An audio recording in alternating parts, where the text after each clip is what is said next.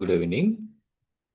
இலங்கை திறந்த பல்கலைக்கழகத்தினுடைய சட்டமானி LLB entrance பரீட்சைகள் பிப்ரவரி மாதம் நடைபெற இருக்கிறது. உங்களுடைய விண்ணப்ப திகதியும் நீடிக்கப்பட்டிருக்கிறது.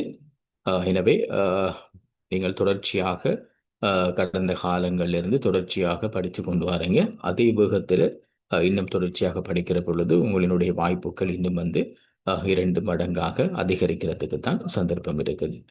தொடர்ச்சியாக ஆப்டிடியூட் இணைய பாடங்களை ஜெனரல் நாலேஜ் எல்லா பாடத்தையும் ப்ராக்டிஸ் பண்ணுறது உங்களுக்கு ஹெல்ப்பாக இருக்கும். ரைட், இன்றைக்கும் நாங்கள் சில முக்கியமான புதிய விஷயங்களோட ஆல்ரெடி பாஸ் பேப்பர்களில் வந்த சில வினாக்களை பார்க்க இருக்கிறோம்.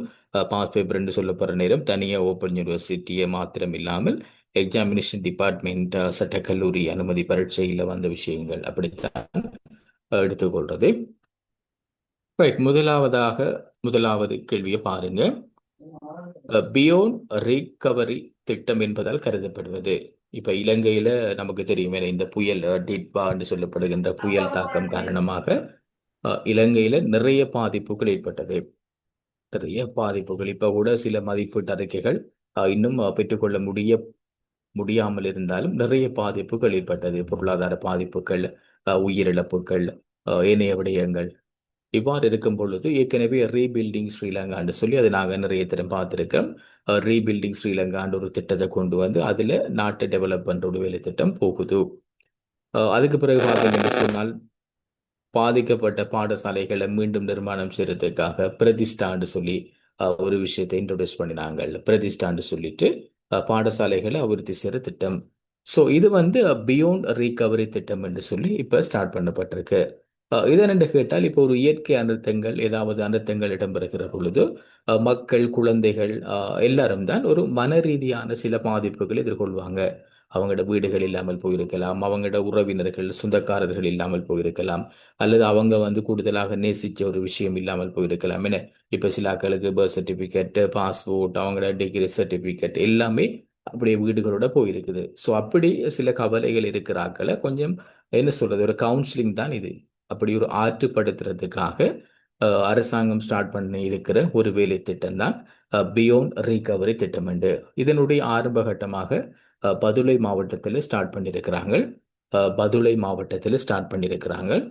ஸோ அப்போ அது என்னென்று சொன்னால் இதான், அதாவது கவுன்சிலிங் ப்ரோக்ராம். நாங்கள் சாதாரணமாக சொல்ல போனோம் என்றால் பாதிக்கப்பட்ட மக்களை வந்து அந்த பாதிப்பிலிருந்து மீட்டெடுக்கிறதுக்கான ஒரு உத்தி கவுன்சிலிங் ப்ரோக்ராம். ஸோ அப்போ எழுதி கொள்ளுங்க, பியோண்ட் ரீகவரி திட்டம் என்று சொன்னால் எழுதி கொள்ளுங்க. வெள்ளம் மற்றும் புயலினால்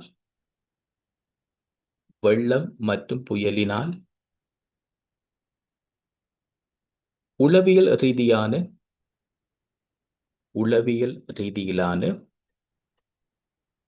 வெள்ளம் மற்றும் புயலினால் உளவியல் ரீதியாக பாதிக்கப்பட்டுள்ளவர்களை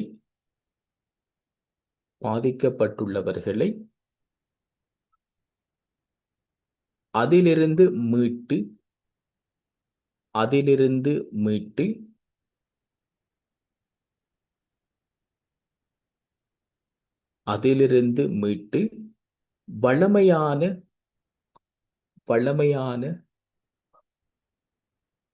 வாழ்வியல்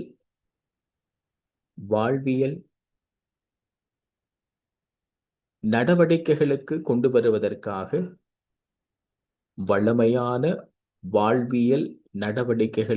கொண்டு வருவதற்காக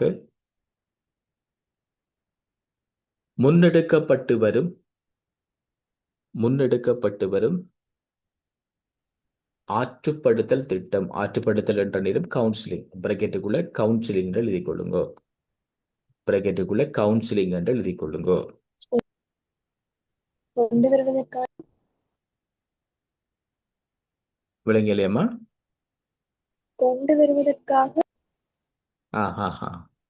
அவங்கள மீட்டெடுத்து இயல்பு வாழ்க்கைக்கு கொண்டு வருவதற்காக முன்னெடுக்கப்பட்டு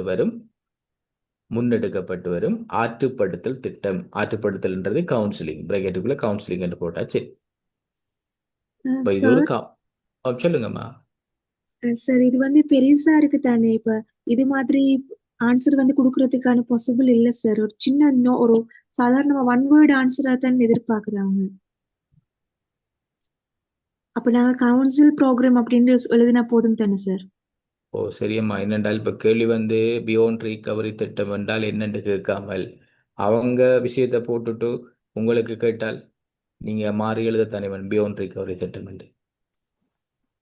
எழுதுறதுக்கு எப்படினாலும் சார் சின்ன ஒரு ஸ்பேஸ் தான் சார் கொடுக்குறாங்க. அப்ப பெரியசா இந்த மாதிரி லாங்கா எழுதுறதுக்கான இல்ல அந்த டேஷ் எல்லாம் என்னம்மா, கொடுக்கறது. இல்லம்மா நான் சொல்ற விஷயம் என்னென்றால் இப்ப நான் வந்து ஆக ஷோர்ட்டா சொன்னால் இப்ப அந்த கேள்வி வந்து இப்ப இப்ப இப்ப பியோண்ட் ரிகவரி திட்டம் என்றால் என்னென்று உங்களுக்கு வருமா வராதான்றதை விட இப்ப இதே கேள்வி அப்படி வரப்போறல தானே. இப்ப பியோண்ட் ரீகவரி என்று போடாமல் அவங்க வந்து ஒரு கன்செப்டை போட்டுட்டு இந்த நோக்கத்துக்காக அறிமுகப்படுத்தப்பட்ட திட்டம் என்று எம்சிக்யூல போட்டு விடலாம். அப்ப உங்களுக்கு வந்து இப்ப இது ரெண்டு சொல்லுக்குள்ள தானே எழுது, இது ஒரு பெரிய கணக்கு விஷயம் இல்லையே.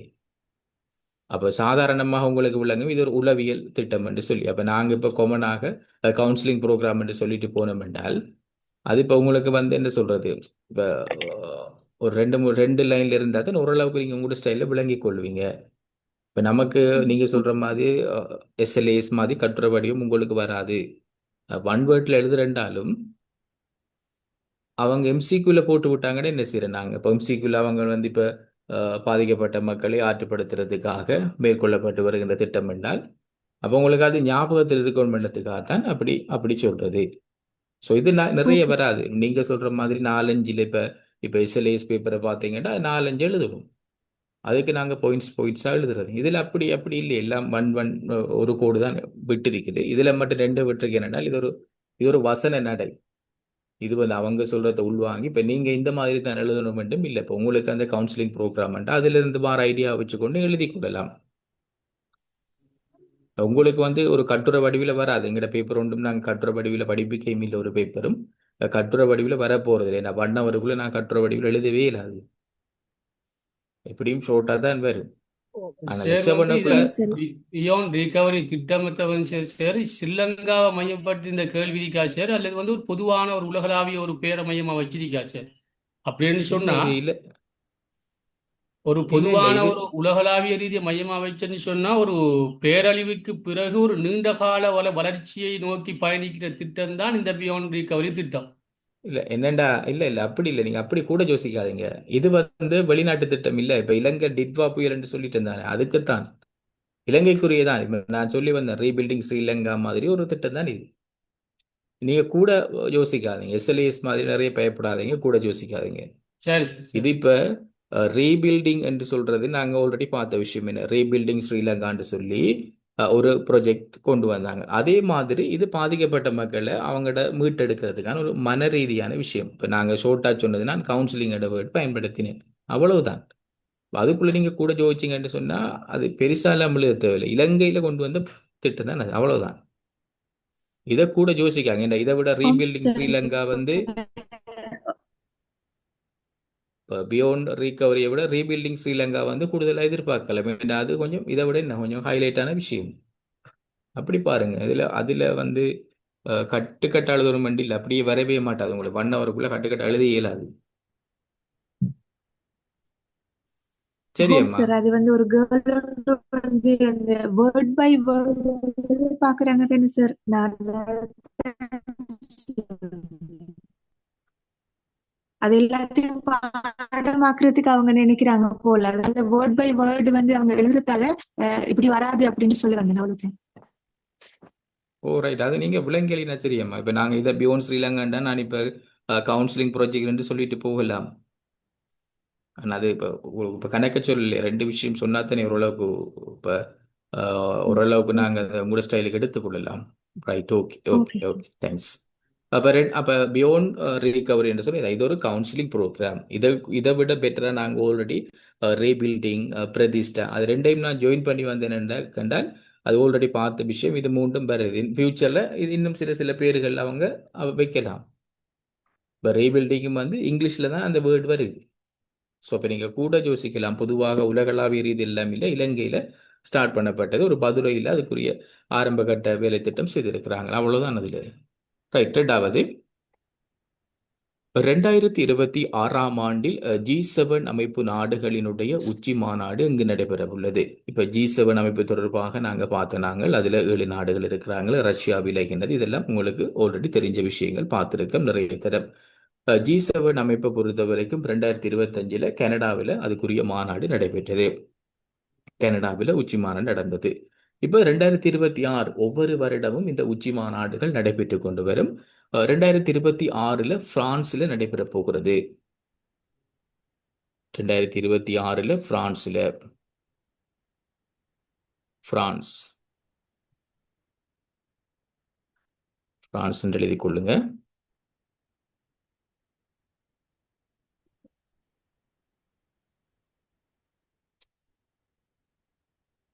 ரஷ்யா தான் ஆல்ரெடி அமெரிக்கா மற்ற ஏனைய நாடுகளோடு முரண்பாடோடு இருக்கிறதன் காரணமாக ரஷ்யா வந்து அந்த அமைப்பில் இல்லை. ஆனால் முதலெல்லாம் வந்து இது G8 அமைப்பு என்று தான் சொல்லப்பட்டது. G8 அமைப்பு என்று தான் சொல்லப்பட்டது. இப்போ பிரான்ஸ்ல ஒரு நகரத்துல நடைபெறுகிறது. அந்த இடத்தை போட்டுக்கொள்றேன். ஏன்னா சில நேரங்களில் நகரம் என்று கேட்பாங்க, நகரம் என்று கேட்பாங்க.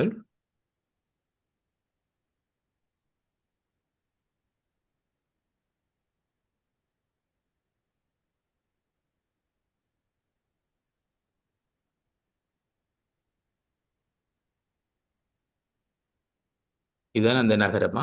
இது ஒரு இடம். அதாவது இப்ப சில நேரங்களில் பரீட்சைகளில் நாடுன்னு நேரடியாகவே கேட்கிறது. ஆனால் சில பேப்பர்கள் செட் பண்றவங்க கொஞ்சம் அட்வான்ஸாக நகரம் என்று கேட்பாங்க. அப்ப நகரம் என்ற நேரம் நாங்கள் நாட்டெழுதினம் என்றால் உண்மையா புள்ளி எங்களுக்கு கிடைக்கப்பெறாது. எவியன் லெஸ் பெயின்ஸ் என்று சொல்றது தான் அந்த நகரம்.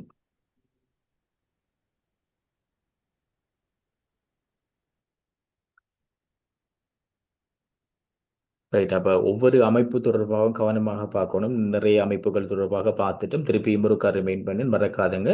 ஓப்பன் யூனிவர்சிட்டியை பொறுத்த வரைக்கும் பிரிக்ஸ் அமைப்பு ஒவ்வொரு முறையும் வருகிறது. போன முறையும் பிரிக்ஸ் அமைப்பிலிருந்து அந்த மாநாடு தொடர்பான கேள்விகள் எல்லாம் வந்திருந்தது. பிரிக்ஸ் அமைப்பு, காமன்வெல்த் எல்லாத்தையும் பாருங்க. எல்லாத்திலையும் மாநாடு எங்கே நடக்குது, அடுத்த முறை எங்கே நடக்குது, ஹெட் குவார்ட்டர்ஸ் எங்கே இருக்குது, தலைமைத்துவ பதவி மாறுதா, புதிய நாடுகள் இணைஞ்சு கொள்றாங்களா, ஏன்னா இப்படியான விஷயங்களை பாருங்க. நான் திருப்பி சொல்லணும்னா இப்போ நிறைய பேர் புதிதாக இணைஞ்சிருப்பீங்க, ரெக்கார்டிங் கேட்டு படிச்சிருப்பீங்க. உங்களுக்கு ஒரு ரிமைண்டிங்காகவும் இருக்கும்.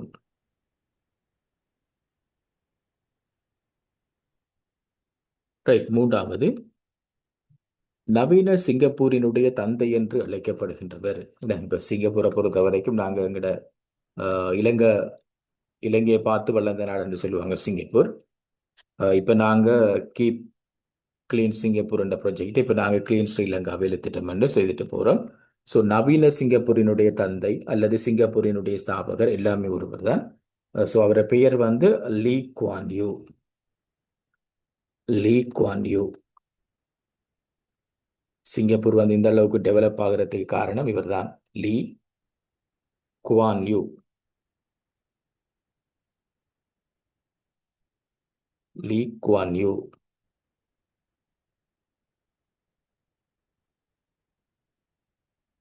லீ குவான் யூ.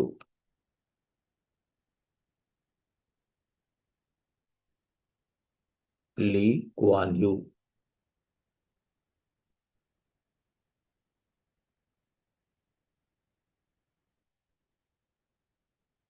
இவர் தான் சிங்கப்பூரினுடைய பிரதமராக இருந்தவர்.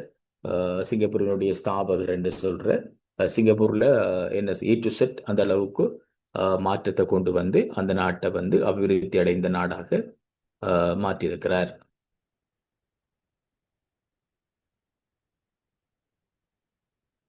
இப்ப வந்து சிங்கப்பூர் பிரைம் மினிஸ்டர் யாரு? இப்ப இந்த இந்த டைம்ல சிங்கப்பூரினுடைய பிரைம் மினிஸ்டரா இருக்கிறவர் வந்து அவரை பேரை எழுதி கொள்ளுங்க. தற்போது லாரன்ஸ் சிங்கப்பூரினுடைய பிரதமர் சொல்லுங்க. லாரன்ஸ் கதைச்சிங்களா? சொல்லுங்க, கதைக்கிறது எனக்கு. Right right. அப்படின்றேன். சரி சரி, உங்களோட கவரேஜ் இஷ்யூ போல கிடையாது, கதைக்கிறது கொஞ்சம் விட்டு விட்டு தானே உங்களை வந்துடுது. லாரன்ஸ் வாங். லாரன்ஸ் வாங் இவர் தான் சிங்கப்பூரினுடைய ஜனாதிபதி, சாரி பிரதமராக இருக்கார். ஜனாதிபதி நமக்கு தெரியும், எங்களுடைய இலங்கையை சேர்ந்தவரால் தான் அவர் தர்மன் சண்முகம் நாங்கள் ஆல்ரெடி பார்த்துருப்போம், நிறைய தரம் பார்த்துருப்போம். சண்முகம் தர்மன் சண்முகரத்னம் என்று சொல்லிட்டு லாரன்ஸ் வாங் இவர் வந்து பிரதமராக இருக்கிறார். சிங்கப்பூரினுடைய பிரதமராக இருக்கிறார். 4வது, மாகாண மேல் நீதிமன்றங்கள் உருவாகுவதற்கு வழிகோலிய இலங்கையினுடைய அரசியலமைப்பு திருத்தம் எது? இப்ப இலங்கையை பொறுத்த வரைக்கும் நாங்கள் ஆல்ரெடி அந்த கோர்ட் ஆஃப் அப்பீல், அந்த என்ன சொல்றது, ரீட் மனு அல்லது ஆட்கொணர்வு மனு வழங்குறதுக்கான அதிகாரம் இருக்கிற நேரம் இதை பற்றி நாங்கள் ஓரளவுக்கு பார்த்துருப்போம். அதாவது இலங்கையில வந்து 1987 மாகாண சபை முறைமை கொண்டு வந்ததன் பிற்பாடு சில அதிகாரங்கள் உருவாக்கப்படுது. கல்வி அதிகாரம், சுகாதார ரீதியான விஷயங்கள், பாடசாலைகள்ல கல்வி அதிகாரத்துக்கு ஆசிரியர்களை நியமனம் செய்யறது, போலீஸ் அதிகாரம், காணி அதிகாரம் என்றாலும் அது கொடுக்கப்படல. ஸோ அப்படியான அதிகாரங்கள் வருகிற பொழுது நீதித்துறை சார்ந்ததாக இந்த மாகாணங்களுக்கென்று ஸ்பெசிபிக்காக மாகாண மேல் நீதிமன்றங்கள் என்று உருவாகுது. இது பிறகு சில இடங்கள் அதுக்கு பிறகு அது டெவலப் ஆகாவிட்டாலும் நடைமுறையில் இருக்குது. ப்ராக்டிக்கல்லாம் வந்து யாழ்ப்பாணத்தில் சில கல்முனைகள் அப்படியான இடங்கள்ல நிறைய இடங்கள்ல அந்த மாகாண மேல் நீதிமன்றம் இருக்குது. இவங்க சில ஆட்கொணர்வு மனுவெல்லாம் விசாரணை செய்கிறாங்க. ஸோ அதுக்குரிய விட வந்து அரசியலமைப்பு திருத்த தான் கேட்குறாங்க. அப்போ இந்த கேள்வி வந்து வேற வேற விதமாக வந்திருக்குது. நேரடியாக 13வது திருத்தம் என்று கேட்டிருக்கிறாங்க, ஆண்டு கேட்டிருக்கிறாங்க.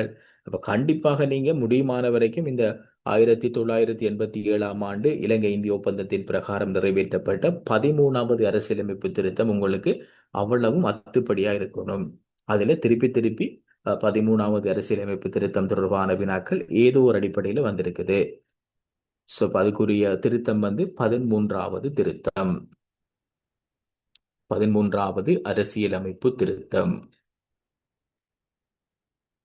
அப்ப நீங்க கவனமாக பார்க்கணும். இதுல தொடர்ச்சியாக வாராக்களுக்கு ஆல்ரெடி சில பாயிண்ட்ஸ்ல கொடுத்துட்டு இருப்பேன். நான் மற்றவர்களுக்கு ஒரு சமரி மாதிரி சொல்றேன். அதாவது 13வது திருத்தம் 87 ஆண்டு கொண்டு வரப்பட்டது. அதுல வந்து நீங்க முக்கியமாக அமைச்சர்களினுடைய எண்ணிக்கையை பார்க்கலாம். ஆளுநர் இப்படி யார் நியமனம் செய்யற, ஜனாதிபதியினுடைய பிரதிநிதி என்று சொல்றது ஆளுநர், முதலமைச்சர் தொடர்பான விஷயங்கள், இதெல்லாம் வந்து மாகாண சபை தொடர்பாக நாங்க அறிஞ்சு கொள்ள வேண்டிய விஷயம். இலங்கையினுடைய அரசியலமைப்பு சட்டத்தை எடுத்தீங்கன்னா அதுல 13வது திருத்தம் இருக்கும். அதுகளை பார்த்தீங்கன்னா உங்களுக்கு ஈஸியாக விளங்கும். ரைட். 5வது, தொழில்நுட்ப கோளாறு காரணமாக கட்டுநாயக்க சர்வதேச விமான நிலையத்தில் அவசரமாக தரை இறக்கப்பட்ட விமானம். இப்ப அண்மையில பாத்தீங்கன்னா இந்த கட்டுநாயக்க விமான நிலையத்திலிருந்து ஒரு விமானம் உண்டு என்ன சொல்றது பறந்து பிறகு ஒரு குறிப்பிட்ட நேரத்துக்குள்ள மீண்டும் வந்து அது தரையிறங்குவதற்கான முயற்சிகளை மேற்கொண்டு அந்த ஃபியூவல் பிரச்சனை என்று சொல்லப்படுது. ஆனாலும் அந்த விமானி ஒரு மாதிரியாக குறிப்பிட்ட ஒரு நேரத்துக்குள்ள மீண்டும் ஆபத்து இல்லாமல் தரையிறக்கினார். இல்லாட்டி கிட்டத்தட்ட அந்த விமான விபத்தில் 240க்கு மேற்பட்டவர்கள் உயிரிழந்திருப்பார்கள். ஸோ அது வந்து எந்த விமானம் என்று கேட்கிறாங்க. எழுதி கொள்ளுங்கோ. TK 733.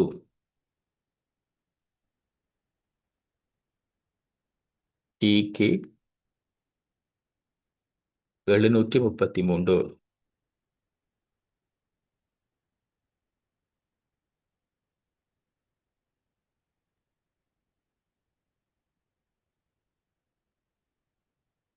TK 733.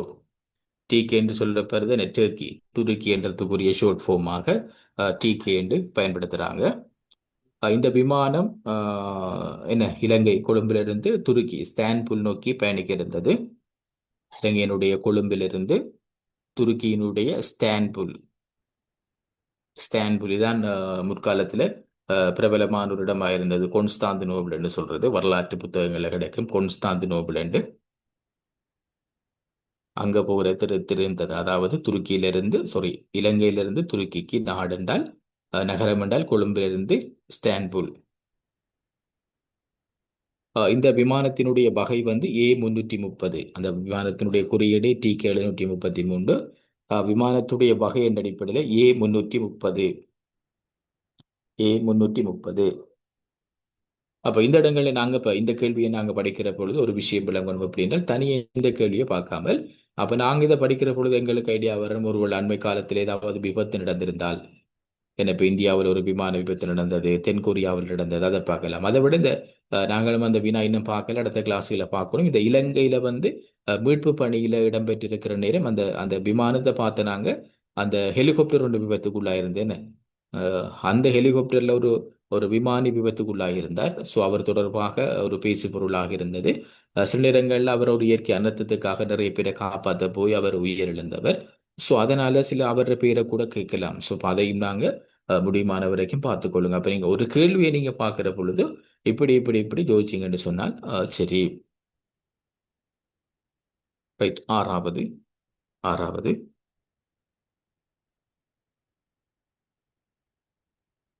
எந்த 6 நாடுகளினுடைய பிரஜைகளை அண்மையில் அமெரிக்காவிற்குள் உள்நுழைவதற்கு தடை விதிக்கப்பட்டது? இப்ப அமெரிக்காவில் உள்நுழைகிறது கண்டால் அமெரிக்க ஜனாதிபதி சில நேரங்களில் இந்த தீவிரவாதம் அப்படியான விடயங்களை மையப்படுத்தி இப்ப கிரீன் கார்டு வேலை திட்டத்தையும் கூட ஸ்டாப் பண்ணியிருக்கிறார். என்ன அப்படி அடிக்கடி சில தீர்மானங்கள் அவர் எடுத்துக்கொண்டிருக்கிறவர். அந்த அடிப்படையில் சொன்னார், ஒரு 6 நாடுகள பேரை சொல்லி இவங்கள் வந்து இவங்களோட நாட்டினுடைய பிரஜைகள் அமெரிக்காவிற்குள்ள உள்நுழைய முடியாது. ஸோ அந்த மாதிரி எழுதி கொள்ளுங்க, நாடுகளை எழுதி கொள்ளுங்க. Palestine, Palestine,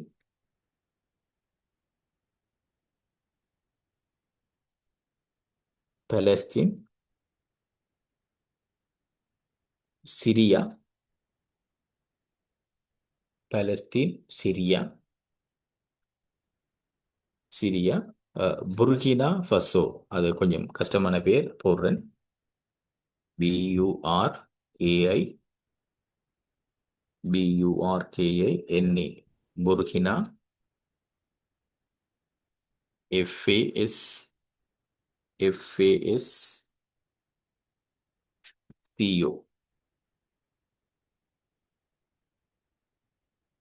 Burkina ஃபஸ்கோ.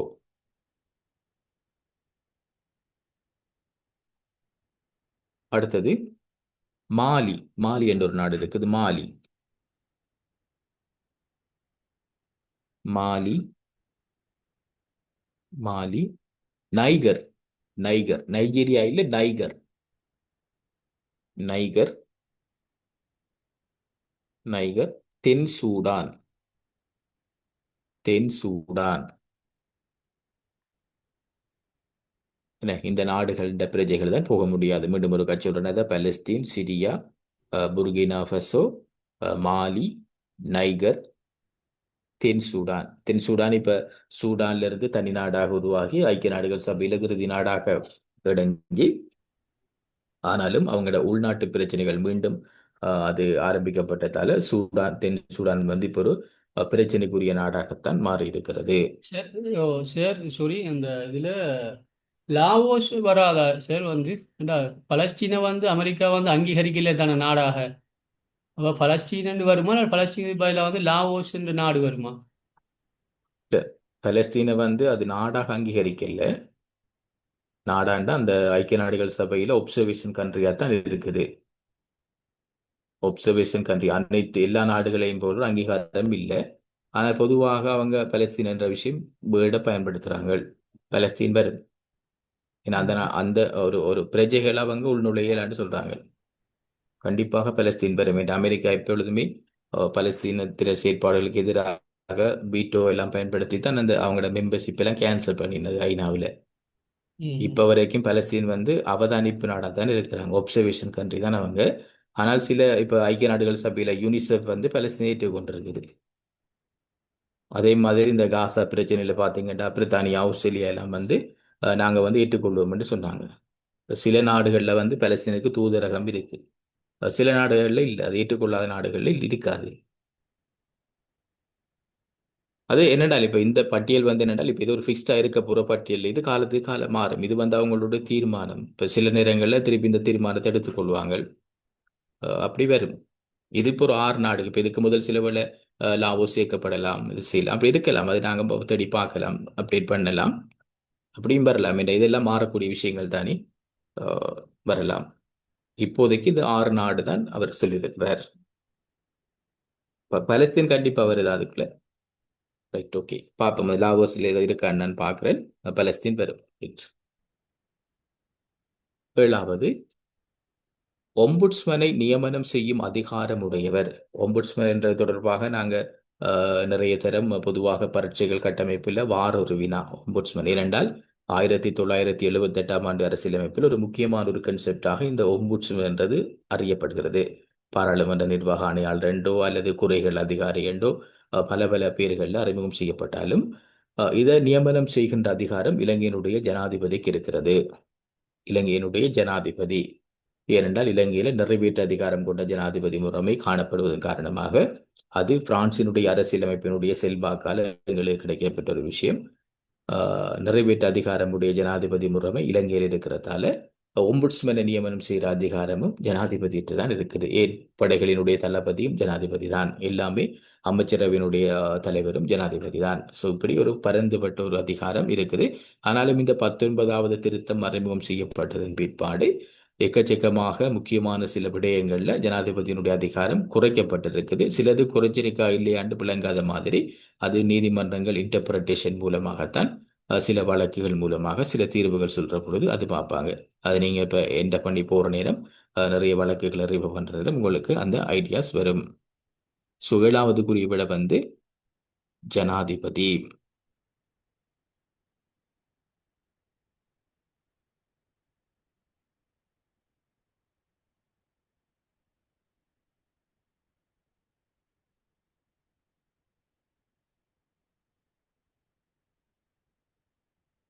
இலங்கை கிரிக்கெட் குழுவினுடைய தலைவராக அண்மையில் தேர்வு செய்யப்பட்டவர் பிரமோதய விக்ரமசிங்க.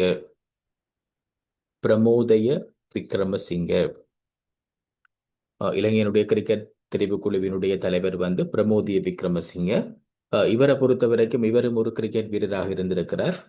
1996ஆம் ஆண்டு 1996ஆம் ஆண்டு இலங்கை அணிக்கு விளையாடி இருக்கிறார்.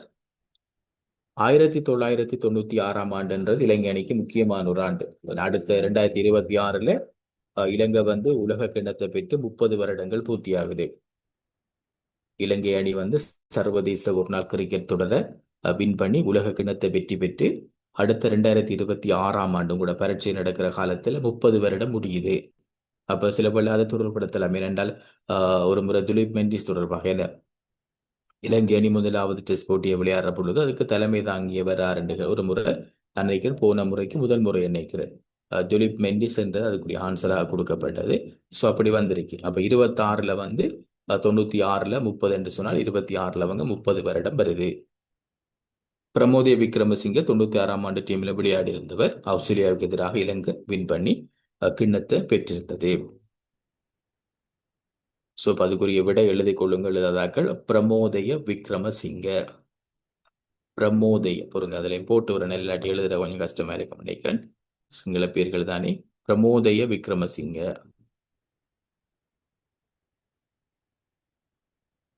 பிரமோதய பிரமோதய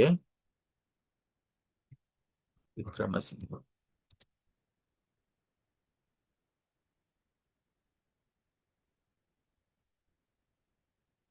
பிரமோதய விக்ரமசிங்க.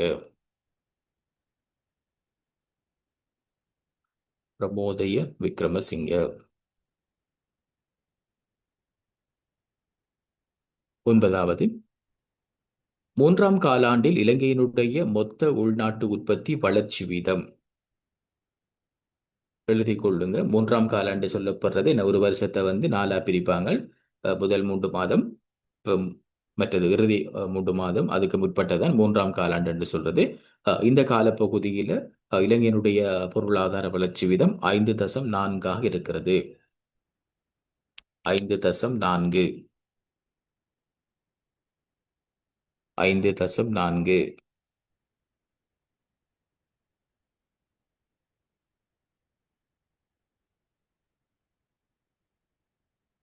ஐந்து தசம் நான்கு.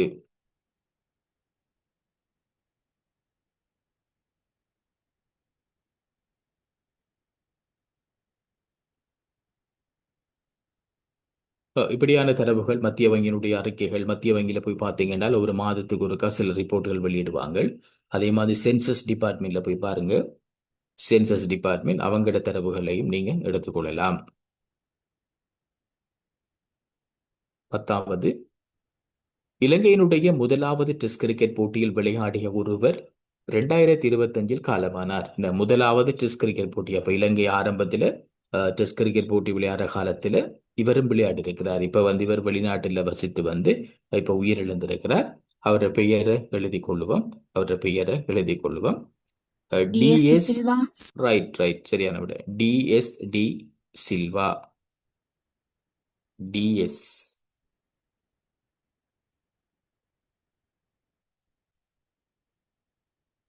டிஎஸ்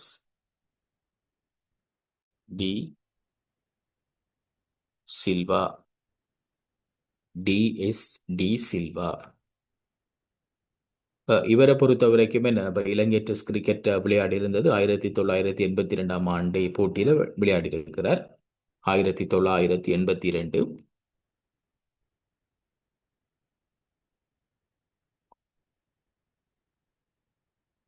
1982.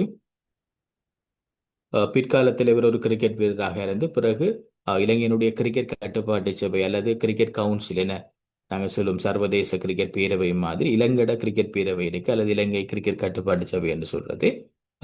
இதுல தலைமைத்துவ பதவி வைத்திருக்கிறார். கிரிக்கெட் கட்டுப்பாட்டு சபையினுடைய தலைவராக 2009 தொடக்கம் 2011 ஆண்டு வரை 2009 தொடக்கம் 2011 ஆண்டு வரை இலங்கை கிரிக்கெட் கட்டுப்பாட்டு சபையினுடைய தலைமைத்துவ பதவியில் இருந்திருக்கிறார். கிரிக்கெட் கட்டுப்பாட்டு சபையினுடைய தலைமைத்துவ பதவியில் இருந்திருக்கிறார்.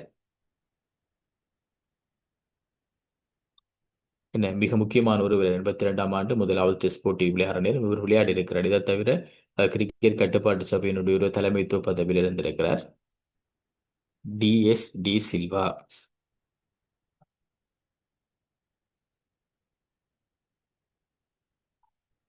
அவதூறு குற்றச்சாட்டு தொடர்பில் எந்த சர்வதேச ஊடக நிறுவனத்துக்கு எதிராக அமெரிக்க ஜனாதிபதி வழக்கு தாக்கல் செய்திருந்தார்?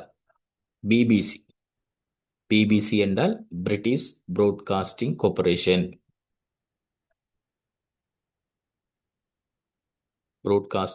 பிரிட்டிஷ் புரோட்காஸ்டிங் கார்ப்பரேஷன், பிரித்தானிய ஒலிபரப்பு கூட்டுத்தாபனம் என்றது. அதில் கூடுதலாக பிபிசி என்ற பேர் தான் கூடுதலாக ரீச்சான பேர். பிபிசி. பிபிசிக்கு எதிராகத்தான் ஜனாதிபதி டொனால்ட் ட்ரம்ப் வழக்கினை தாக்கல் செய்திருக்கிறார். அடுத்தது முக்கியமான ஒரு வினா, 100 வருட பூர்த்தியை கொண்டாடும் இலங்கையினுடைய ஊடக நிறுவனம், இலங்கையினுடைய அரச வானொலி என இலங்கை ஒலிபரப்பு கூட்டுத்தாபனம், ஸ்ரீலங்கா புரோட்காஸ்டிங் கார்ப்பரேஷன் தான் இந்த முறை 100 வருட பூர்த்தியை கொண்டாடுது. 1925 ஆண்டு டிசம்பர் மாதம் 16ஆம் தேதி உருவாக்கப்பட்டிருக்குது. டிசம்பர் மாதம் 16ஆம் தேதி உருவாக்கப்பட்டிருக்குது. அந்த காலகட்டத்திலே இலங்கையில வானொலி உருவாக்கப்பட்டிருக்கு. 1925 12ஆம் மாதம் 16ஆம் தேதி ஒபிஷியலாக இந்த வானொலி ஆரம்பிக்கப்பட்டிருக்குது. அப்போ சார் இந்த ரேடியோ சிலோன் தான் உருவாக்கப்பட்டது என்ன சார்?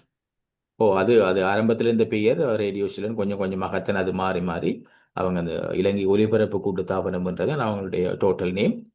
ரேடியோ சிலோன் என்றதான் பிரபலமாக இருந்தது. 1925 உருவாக்கி இருக்கிறாங்க.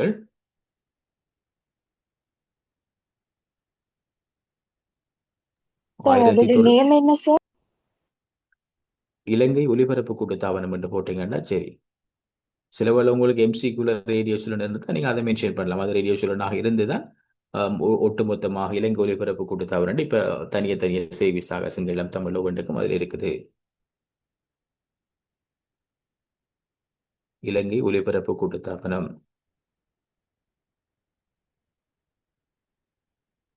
1949ஆம் ஆண்டுல ரேடியோ சிலோன் என்று சொல்லப்பட்டிருக்குது.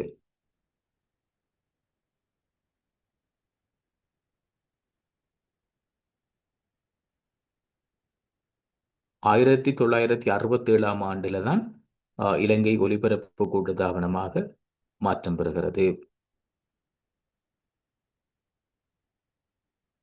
1967ஆம் ஆண்டுல இப்ப இருக்கிற மாதிரி ஒட்டுமொத்தமாக இலங்கை ஒலிபரப்பு கூட்டதாக வரும் என்று சொல்லப்படுகிறது.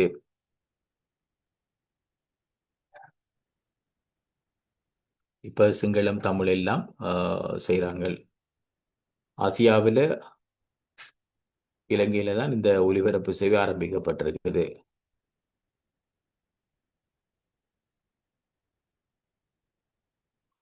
ஆசியாவிலேயே இலங்கையில தான் முதலாவது ரேடியோ ஸ்டேஷன் உருவாக்கப்பட்டிருக்குது.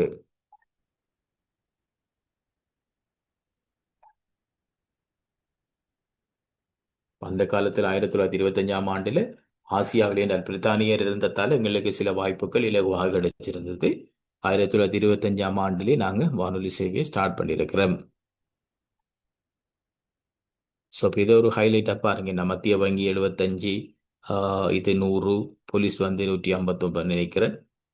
மற்றது எக்ஸாமினேஷன் டிபார்ட்மெண்ட் வந்து அடுத்த முறை 75, ஐக்கிய நாடுகள் சபை 80, இலங்கை இணைஞ்சி ஐக்கிய நாடுகள் சபையில் 70, கடற்படை 75, இப்படி முக்கியமான அனிவர்சரிகள் எல்லாம் இருக்குது. அப்போ இந்த அனிவர்சரிகள் தொடர்பாக ஏதாவது போட்டுக்கொள்ளலாம், கவனமாக பார்த்துக்கொள்ளுங்க. 13,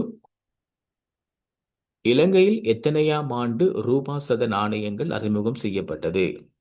ரூபா சத நாணயம் ஆரம்ப காலத்தில் இலங்கையில மன்னர் காலத்தில் வேறு வேறு விதமான நாணயங்கள், வேறு வேறு உலோகங்கள் பயன்படுத்தப்பட்டிருக்குது. பிரித்தானியர் ஆட்சிக்கு வந்ததுக்கு பிறகு அவங்களோட நாட்டினுடைய நாணயம் என பிரித்தானியாவில் ஸ்டெர்லிங் பவுன். அப்ப இலங்கையிலும் வந்து குறிப்பிட்ட ஒரு காலம் ஸ்டெர்லிங் பவுன் என்ற விஷயம் நடைமுறையில் இருந்திருக்குது. பிரித்தானியர்கள் ஆட்சி செய்கிற காலத்துல ஸ்டெர்லிங் பவுன் நடைமுறையில் இருந்திருக்குது. ஸோ அதுக்கு பிறகு என்ன செய்றாங்க என்றால் பிரித்தானியர் இலங்கையில அப்ப இந்தியாவிலேயும் அந்த ரூபா நடைமுறையில் இருக்குது, பாகிஸ்தான்லேயும் ரூபா இருக்குது. ஸோ அதே மாதிரி இலங்கையில இன்ட்ரோடியூஸ் பண்றாங்க 1872ஆம் ஆண்டு. 1872ஆம் ஆண்டு ரூபா சதம். பிற்காலத்தில் பிறகு சதம் இல்லாம போய் இப்ப கூடுதலாக தனிய ரூபா ரூபா பயன்படுத்தப்படுகிறது. 14, பங்களாதேஷ் எத்தனையாம் ஆண்டு உருவாக்கப்பட்டது? ஏன்னா இப்ப பங்களாதேஷ்ல தொடர்ச்சியாக சர்ச்சைகள் போய் கொண்டிருக்குது. இப்ப நாங்க கரண்ட் அப்டேட் என்று சொல்லிட்டு பங்களாதேஷினுடைய சர்ச்சைகளை பார்க்குற நேரம் அந்த நாடு ஹைலைட் ஆகுது என்ற அடிப்படையில் அதனுடைய பேக்ரவுண்ட் தகவலை சில விளம்பரச்சை கேட்கலாம். பேக்ரவுண்ட் என்று சொன்னால் முக்கியமான விஷயங்கள், ஆல்ரெடி எஸ்டாப்ளிஷ் ஆன விஷயங்கள், அவங்களோட ஹிஸ்டரியில கூடுதலாக கருதப்படுகிற விஷயங்கள் எல்லாம் போடுவாங்க. அப்ப 14 பார்த்தோம்னு சொன்னால் பங்களாதேஷ் உருவாக்கப்பட்டது 1971ஆம் ஆண்டு. 1971ஆம் ஆண்டு. என கிழக்கு பாகிஸ்தான் என்று சொல்றது என்ன, இந்தியாவிலிருந்து பாகிஸ்தான் சுதந்திரம் அடைஞ்சதன் பிற்பாடு பாகிஸ்தான்ல இருந்து பங்களாதேஷ் பிரிஞ்சு சென்றது. கிழக்கு பாகிஸ்தான் என்றது பாகிஸ்தானுக்கு முகமது அலி ஜின்னா மாதிரி இங்க முஜிபுர் ரஹ்மான், தற்போது ரிசைன் பண்ணிட்டு இந்தியாவுக்கு போயிருக்கிற ஷேக் ஹசீனா அவங்களோட தந்தையார்.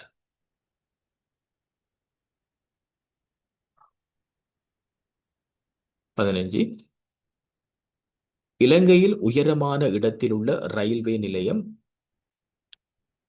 பட்டிப்பளை. பட்டிப்பளை இலங்கையில உயரமான இடத்தில் இருக்கிற ரயில்வே வந்து பட்டிப்பொலை. அது பட்டிப்பொலை என்று சொல்லுவாங்க சிங்களத்துல. பட்டிப்பொலை. நானுவோயா வராதானே சார்? நானுயா அது பதுளை மார்க்கம். இப்ப ரீசெண்டா வந்து சுற்றுலா பயணிகளை கவர்றதுக்காக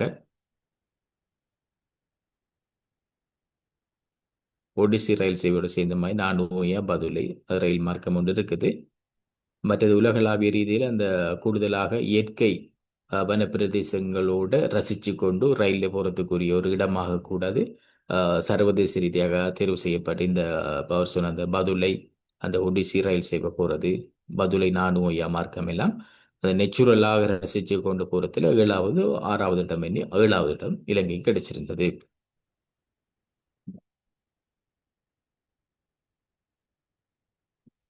சார் 14ல சொன்னீங்க தானே முஜிபுர் ரஹ்மான் ரிசைன் பண்ணிட்டு இந்தியாவுக்கு போய்த்திக்கிறாரு. இல்ல முஜிபுர் ரஹ்மான் ரிசைன் பண்ண இல்ல, முஜிபுர் ரஹ்மான் மகள் தான் ஷேக் ஹசீனா. பங்களாதேஷ்ல முஜிபுர் ரஹ்மான் கனகாலம் பழைய ஆளவர். அவர் தான் அந்த ஸ்தாபகர் பங்களாதேஷினுடைய. அவர மகள் தான் இப்ப ஷேக் ஹசீனா. இப்ப இருக்க ஒரு முகமது யூனுஸ் என்ன சார்? இப்ப இருக்கிற இடைக்கால தலைவர் முகமது யூனுஸ் அவர் வந்து இப்ப இருக்கிற ஷேக் ஹசீனா வந்து இந்தியாவுக்கு போய் இந்தியாவில் செட்டில் ஆனதுக்கு பிறகு தான் அந்த மாணவர் போராட்ட குழுக்களால் இடைக்கால தலைவராக நியமனம் பெற்றவர் தான் முகமது யூனுஸ். அந்த டைம்ல அந்த நோபல் பரிசு வின்னராக இருந்தவர் கிராமின் வங்கி அந்த செட்டப்புக்காக. அவருக்கு ஷேக் ஹசீனாக்கு மரண தண்டனை விதிச்சிருக்கு என்ன சார்? அப்ப அவ மரண அத மரண அது அவங்களோட நாட்டுல மரண தண்டனை வச்சிருக்கிறாங்க. அவ இப்ப இந்தியாவில் தான் இருக்கிறாவு. நாட்டுக்கு வந்தா அதால ஆள் அரெஸ்ட் பண்ணுவாங்க. ஏற்கனவே அரெஸ்ட் வாரண்ட் இருக்கு அவருக்கு. ஆ, ஆ, சரி. சார் சொல்லுங்கம்மா. அந்த இயற்கையோட இணைஞ்ச ஒன்றுன்னு சொன்னீங்க தானே, அது பொடிமெனிக்கே அப்படின்ற ஒரு ட்ரெயின் இது இருக்கு தானே சார், அதான் நானோயா அதால போறது?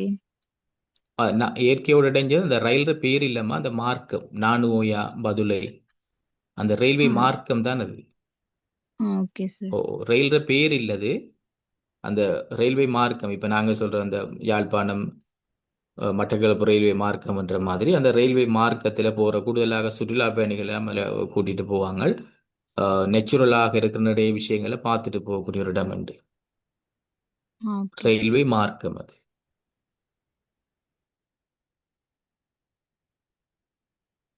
ரைட். 16. எத்தனை வயதுக்கு உட்பட்டவர்களுக்கு இலங்கையில் புகையிலை மற்றும் மதுபானம் விற்றல் தடை செய்யப்பட்டுள்ளது? இப்ப இலங்கையை பொறுத்த வரைக்கும் எல்லாத்துக்குமே 18 வயது என்று சொல்லப்படுகின்ற ஒரு விஷயம் இருக்குதுன்னு. நாங்க ஓட் பண்றாலும் 18 வயது, அல்லது அக்ரிமெண்ட் சைன் பண்றாலும் 18 வயது, ஜென்ரல் மேரேஜ்ல திருமணம் பண்றாலும் 18 வயது, முஸ்லீம்ல வயது அப்படி வராது, 18 வராது, 12 13 செய்து கொள்ளலாங்க. அப்ப எல்லாத்துக்குமே 18 இருக்கு. ஆனால் இந்த புகையிலை மதுபானத்துக்கு வந்து 21 வயதாக இருக்கிறது. 21 வயது. அப்ப 21 வயதுக்கு மேற்பட்டால் தான் அப்படி நாங்க இது செய்யலாம். 21 வயதுக்கு உட்பட்ட ஆட்களுக்கு அதை விற்கிறதுக்கு தடை செய்யப்பட்டிருக்கிறது.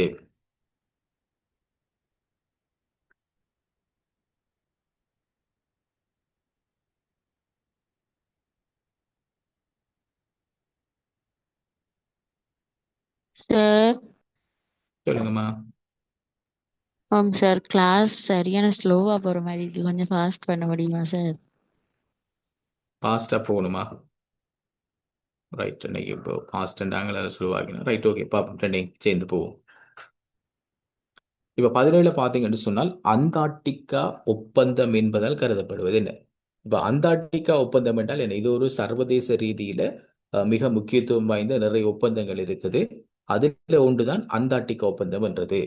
ஸோ இப்போ அந்தார்டிகா ஒப்பந்தம் என்று சொன்னால் நாங்கள் பொதுவாக 2 பாயிண்ட்ஸ் எழுதி போட்டு அந்த விஷயத்தை பார்த்து கொள்ளலாம். இதனென்றால் இப்ப அந்தார்டிகா வந்து ஒரு பொதுவான இடம் என்ன, அங்க வந்து நிறைய நாடுகள் அதிகாரம் பொருந்தி அப்படிலாம் இல்லை. அங்க வந்து முக்கியமாக சில ரிசர்ச் பர்பஸுக்காக அல்லது சில வேற வேற விடயங்களை கண்காணிக்கிறதுக்காக யாரும் போய் நடவடிக்கை செய்து கொள்ளலாம். ஆனால் ஒரு இராணுவ ரீதியான விடயங்களுக்காக அல்லது ஒரு அணு ஆயுத பயன்பாட்டுக்காக, யுத்தத்தோடு தொடர்பான விஷயங்களுக்காக அந்த இடத்தை யாருமே பயன்படுத்தக்கூடாது என்று சொல்லி ஒரு சர்வதேச நாடுகள் எல்லாம் சேர்ந்து ஒரு அக்ரிமெண்ட் சைன் பண்ணி வச்சிருக்கிறாங்க. அதைத்தான் சொல்றாங்க வந்து அந்தார்டிகா ஒப்பந்தம் என்று. அந்த விஷயம் தான் சொல்லப்படுது அந்தார்டிகா ஒப்பந்தம் என்று. அப்ப ஒரு ஷோர்ட் எழுதி கொள்ளுங்க, அந்தார்டிகா ஒப்பந்தம் என்னன்னு. அதனாலதான் அந்தார்டிகாவை வந்து அறிவியல் கண்டம் என்று சொல்லுவாங்க. அந்தார்டிகாவை வந்து அறிவியல் கண்டம் என்று சொல்றது இரண்டால் அங்கதான் நிறைய ரிசர்ச் சம்பந்தமான விடயங்களுக்காக போய் ஆய்வுகள் எல்லாம் மேற்கொள்றவங்க. எழுதுங்க. அந்தார்டிகாவில் அந்தார்டிகாவில் அமைதியான அந்தார்டிகாவில் அமைதியான ஆராய்ச்சி, அறிவியல் நோக்கங்கள் அறிவியல் நோக்கங்கள் தொடர்பில்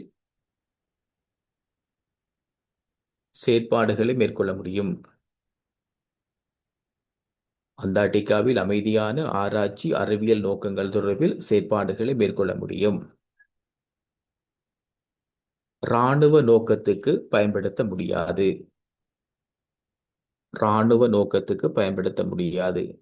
இது குறிப்பாக இந்த இராணுவ நோக்கத்துக்கு பயன்படுத்த முடியாது என்ற கன்செப்டை முன் வச்சுதான் இந்த அந்தார்டிக் ஒப்பந்தம். விலங்குல திரும்ப சொல்லுங்க. ரைட். அந்தார்டிகா அந்தார்டிகான்னு ஒரு கண்டம் என்ன? அந்தார்டிகா அமைதியான அந்தார்டிகாண்ட இப்ப அந்தார்டிகாவில் என்றதான் அது. அந்தார்டிகாவில் அமைதியான ஆராய்ச்சி ஆராய்ச்சி அறிவியல் நோக்கங்களுக்காக நோக்கங்களுக்காக செயற்பாடுகளை முன்னெடுக்க முடியும். அது ஒரு கன்செப்ட். இதுக்காக செய்யலாம். இராணுவ நோக்கங்களுக்காக இராணுவ நோக்கங்களுக்காக பயன்படுத்தக்கூடாது.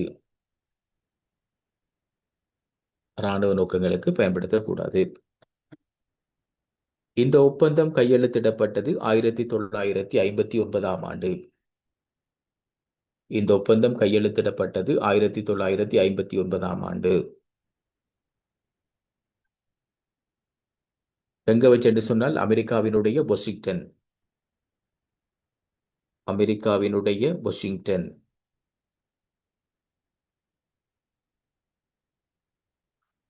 அமெரிக்காவினுடைய வாஷிங்டன். 59ல ஒப்பந்தம் கையெழுத்திடப்பட்டாலும் 1961ஆம் ஆண்டு தான் அமுலுக்கு வருகிறது. 59ல் ஒப்பந்தம் கையெழுத்திடப்பட்டாலும் 1961ஆம் ஆண்டு தான் அமுலுக்கு வருகிறது. ஆரம்ப காலத்துல இதுல 12 நாடுகள் இணைஞ்சிருந்தது. ஆரம்ப காலத்துல இதுல 12 நாடுகள் இணைஞ்சு கொண்டிருந்தது. இப்ப கிட்டத்தட்ட மொத்தமாக 58 நாடுகளுக்கிட்ட காணப்படுகிறது. இப்ப அண்மை காலத்துல 58 நாடுகளுக்கிட்ட காணப்படுகிறது.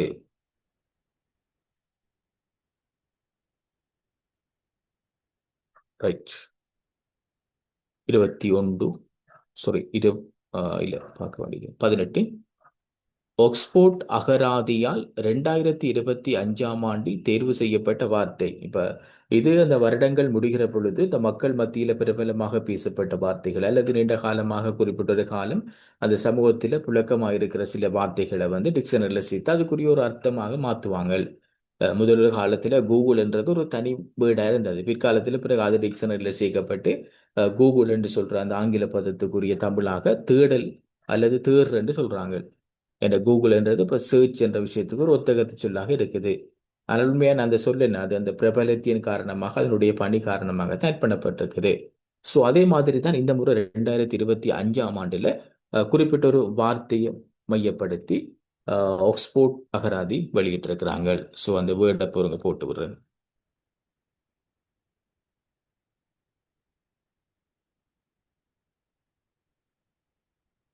வேர்டை போட்டு விடுறேன். RAJE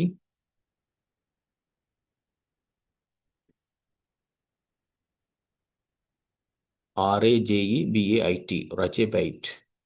அதான் அந்த சொல்ல ஆக்ஸ்போர்ட் அகராதி.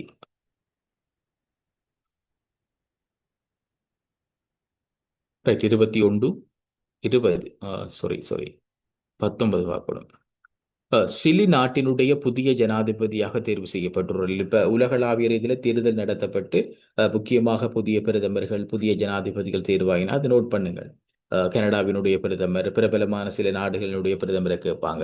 அப்படி இல்லாட்டி சில சர்ச்சைக்குரிய நாடுகள் உலகளாவிய ரீதியில சர்ச்சையாயிருக்கிற சில நாடுகளினுடைய அல்லது ஏதாவது ஒரு பிரச்சனைகளை சிக்கியிருக்கிற நாடுகள் இப்படியான நாடுகள பிரதமர்கள் அல்லது ஜனாதிபதிகளை பற்றி எங்களுக்கு தெரிஞ்சிருக்கணும். எழுதுங்க சிலி நாட்டினுடைய சிலி நாட்டினுடைய ஜனாதிபதி. இதில் ஸ்கிரீன்லேயே போட்டு விடுறேன்னா ஸ்கிரீன்லேயே போட்டு விடுறேன். Jose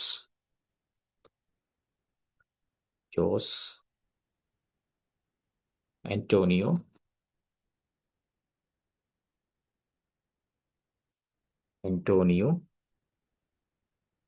cost. Jose Antonio Kast இவர்தான் புதிதாக தெரிவு செய்யப்பட்டிருக்கிற சிலி நாட்டினுடைய ஜனாதிபதி. 20 வானிலை தொடர்பான விவரங்களை உடனுக்குடன் அறிவதற்கான டொப்ளர் ராடார் முறைமையை இலங்கையில் நிறுவுவதற்கு உதவும் நாடு ஜப்பான். ஜப்பான் ஜப்பான் தான் இதனை நிறுவுவதற்கு உதவப் போகிறது. ஜப்பான்.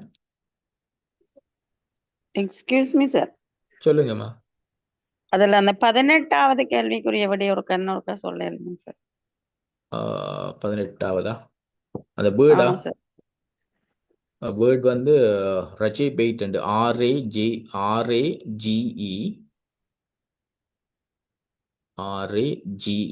இடைவெளி விட்டுட்டு BAIT.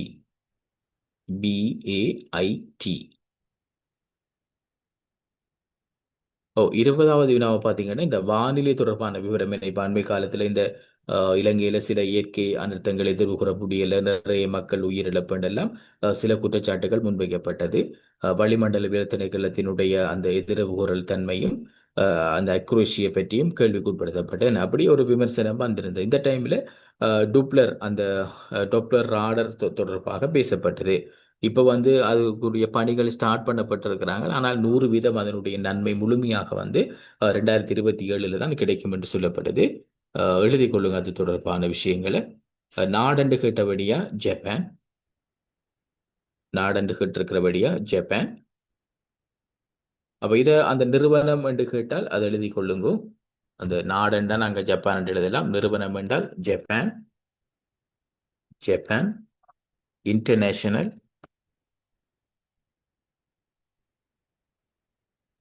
Japan international cooperation. Japan international cooperation agency. Japan international cooperation agency. இது 2027 தான் முற்றுமுழுதான பயனை தரும். 2027 இப்போ வந்து புத்தளத்துல இதுக்கான வேலைகள் ஆரம்பிக்கப்பட்டிருக்குது. புத்தளம் மாவட்டத்துல இதற்கான வேலைகள் ஆரம்பிக்கப்பட்டிருக்குது. புத்தளம்.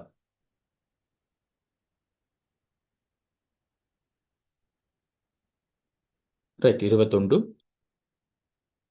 உலக சுகாதார அமைப்பிலிருந்து எத்தனையாம் ஆண்டு அமெரிக்கா வெளியேற உள்ளது? இப்ப உலக சுகாதார அமைப்பு என்று சொல்றது WHO என்ன, அதாவது வேர்ல்டு ஹெல்த் ஆர்கனைசேஷன் என்று சொல்றது. உலகளாவிய ரீதியில கொரோனா போன்ற சுகாதார பிரச்சனைகள் வருகிற பொழுது, அல்லது இந்த மருத்துவம் தொடர்பான விஷயங்கள், மருந்துகள் தொடர்பான விஷயங்கள் வரும்போது ஒட்டுமொத்தமான ஒரு அதிகாரமும் உலகளாவிய ரீதியில இந்த WHO என்று சொல்ற அமைப்பிட்ட காணப்படும். இந்த உலக சுகாதார அமைப்பில் அமெரிக்கா இருந்தது. ஏற்கனவே அமெரிக்காவினுடைய ஜனாதிபதி டொனால்ட் ட்ரம்ப் இருக்கிற சந்தர்ப்பத்தில் இந்த அமைப்பிலிருந்து விலகுவதாக சொல்லப்பட்டது. இப்ப மீண்டும் ஜனாதிபதி அறிவிச்சிருக்கிறார், வேர்ல்டு ஹெல்த் ஆர்கனைசேஷன்லேருந்து நாங்க விலகிறோம். ஸோ ஆண்டு வந்து 2026 ஆண்டு. 2026 ஆண்டு. 22. காலநிலை மாற்றம் தொடர்பான பல்கலைக்கழகத்தை அமைப்பதற்கு ஒத்துழைப்பு வழங்குகின்ற சர்வதேச அமைப்பு ஆசிய அபிவிருத்தி வங்கி. ஆசிய அபிவிருத்தி வங்கி. ஆசிய அபிவிருத்தி வங்கி தான் இதற்கான பணியை செய்ய போகுது. இது வந்து நுவரெலியா மாவட்டத்தில் அமைக்கப்பட போவதாக அதுக்கான அனுமதிகள்லாம் கிடைச்சி பெற்றிருக்கு. நுவரெலியா மாவட்டம். 23. சம்பூர் சூரிய மின்சக்தி திட்டத்துக்கு ஒத்துழைப்பு வழங்குகிற நாடு வந்து இந்தியா. ஏன்னா இந்தியாவினுடைய பிரதமர் நரேந்திர மோடி வந்த டைம்ல தான் இந்த சூரிய மின்சக்தி திட்டம் சம்பூர் அது லான்ச் பண்ணப்பட்டிருந்தது. இலங்கையில முக்கியமான ஒரு ப்ராஜெக்ட் ஏனென்றால் இலங்கை வந்து கூடுதலாக அந்த என்ன சொல்றது, புதுப்பிக்கத்தக்க வளங்கள். நாங்க இந்த புதுப்பிக்கத்தக்க வளங்கள் என்று சொல்ற நேரம் சூரியன், காற்றாலை இப்படியான விஷயங்கள் மூலமாக நாங்க சக்தி உற்பத்தி செய்யறது. எங்களுக்கு நிலக்கரி மூலமாக இப்ப நாங்க மின்சாரத்தை அனல் மின் உற்பத்தி செய்யும் போது நிலக்கரி மூலமாக சூழல் மாசடைகிற தன்மை கூட. ஆனால் இந்த சூரிய மின்கலத்தை பயன்படுத்துகிற பொழுது அது சுற்றடல் பாதிப்பை குறைக்கக்கூடிய ஒரு விஷயமாக இருக்கும். ஸோ சம்பூர் சூரிய மின்சக்தி திட்டத்துக்கு ஒத்துழைப்பு வழங்குகிற நாடு வந்து இந்தியா.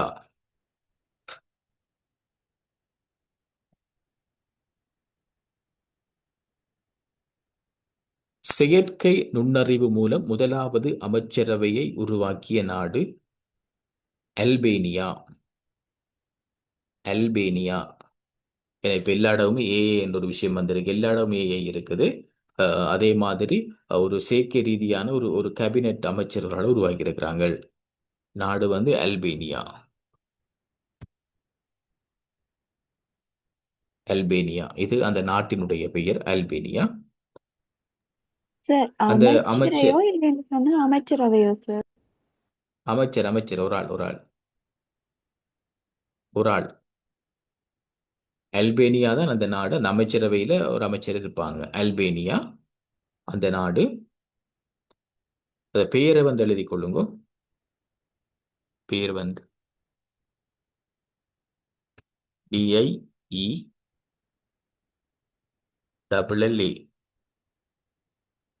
DIELLA. இப்ப எல்லா இடமுமே ஏஐ என்ற ஒரு விஷயம் என்ன? ஏஐ ஆர்டிபிஷியல் இன்டெலிஜென்ஸ் DLA என்று சொல்லப்படுது.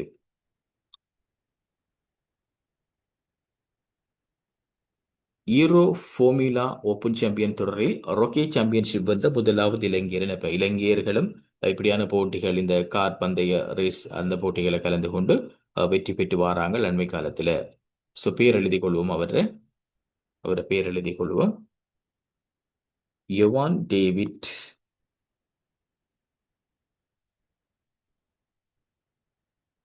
யுவான் டேவிட்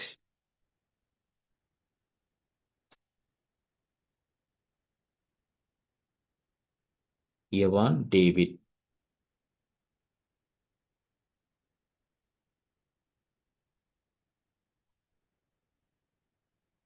இப்ப இதுக்கு முதல் இளைஞர் யாருமே வின் பண்ணல. இப்ப முதலாவது இளைஞர் அதனுடைய அர்த்தம் இதுக்கு முதல் யாருமே வின் பண்ணல. இப்பதான் ஒரு ஆள் வின் பண்ணியிருக்கிறார். அப்ப இது இலங்கையை பொறுத்த வரைக்கும் இது ஒரு வரலாறு என்ன. அப்ப இது காலத்தில் ஏதாவது ஒரு போட்டி பரீட்சையில இலங்கையர் படைத்த இப்படியான வரலாறுகள் வினாக்களாக வரலாம். ஸோ எவன் டேவிட் அவரை பெயர் அது. 26. இந்தியாவில் சிலை வைக்கப்பட்ட உலகத்தினுடைய பிரபலமான விளையாட்டு வீரர் இப்ப அண்மையில் இலங்கைக்கு இந்தியாவுக்கு வந்து போனவர் லியோனல் மெஸ்ஸி. மெஸ்ஸி மெஸ்ஸி என்ற ஒரு ஷோட் போம். லியோனல் மெஸ்ஸி என்று சொல்றது. லியோனல் மெஸ்ஸி அர்ஜென்டினாவை சேர்ந்தவர். அர்ஜென்டினாவை சேர்ந்தவர்.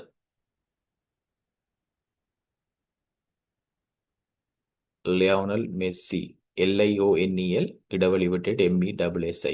லியோனல் மெஸ்ஸி அர்ஜென்டினாவை சேர்ந்தவர். உலக கிண்ண கால்பந்தாட்ட தொடரினுடைய இறுதிப் போட்டியில் அர்ஜென்டினாவை தலைமை வகித்து கப்பை வின் பண்ணின ஒருவர் லயனல் மெஸ்ஸி. இவருக்குத்தான் இந்தியாவில் சிலை வைத்திருக்கிறார்கள்.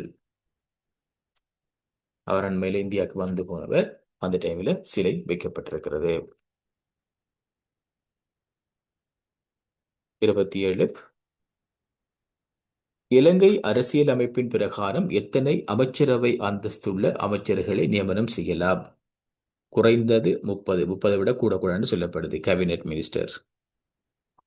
கேபினெட் மினிஸ்டர் வந்து குறைஞ்சது 30. 30 விட கூடக்கூடாது.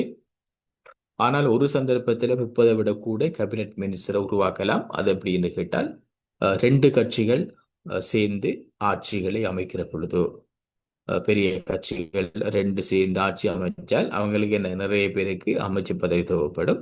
ஸோ அதனால அந்த டைம்ல 30க்கு மேல கூடலாம். மற்றும்படி 30க்கு மேல கூடக்கூடாது. 30 விட வந்து 30.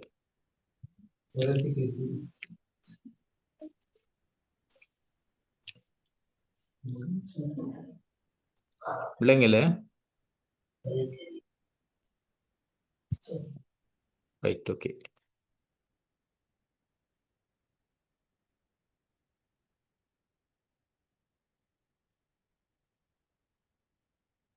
இருபத்தேழுக்கு பார்த்துட்டோம். இப்ப 28வது பொறுங்க, செட்ல சொல்றாங்க. ரைட். ஓகே. 28வது பாருங்க. அண்மையில் மெழுகு அருங்காட்சியகம் எங்கு திறந்து வைக்கப்பட்டது? என்ன மெழுகு இலங்கையை பொறுத்த வரைக்கும் இந்த மெழுகிலான ஒரு அருங்காட்சியகத்தை உருவாக்கி இருக்கிறார்கள். மெழுகு அது வந்து கண்டி கண்டி எகல் எகலபொல வளாகம். கண்டி எகலபொல வளாகம். கண்டி மாவட்டத்தில் கண்டி எகலபொல வளாகம். அங்கதான் இந்த மெழுகு அருங்காட்சியகம் உருவாக்கப்பட்டிருக்குது. கண்டி ராஜ்யத்தில் இருந்த முக்கியமான கலை அம்சங்கள், அந்த காலத்தில் இருந்த ஆளுநர் அவர்கள் எல்லாமே வந்து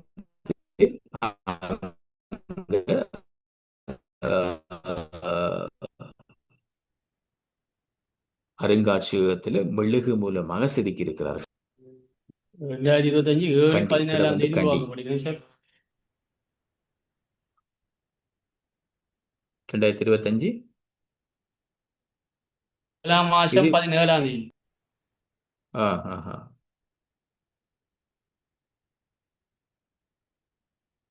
மெழுகு சிலை அதான் அது முக்கியமாக பார்க்கப்பட வேண்டிய விஷயம். மெழுகிலான ஒரு சிலையாக அதில் வடிவமைக்கப்பட்டிருக்கு. இலங்கையின் புராதன கலை அம்சங்கள் வந்து அங்கு காணப்படுகிறது.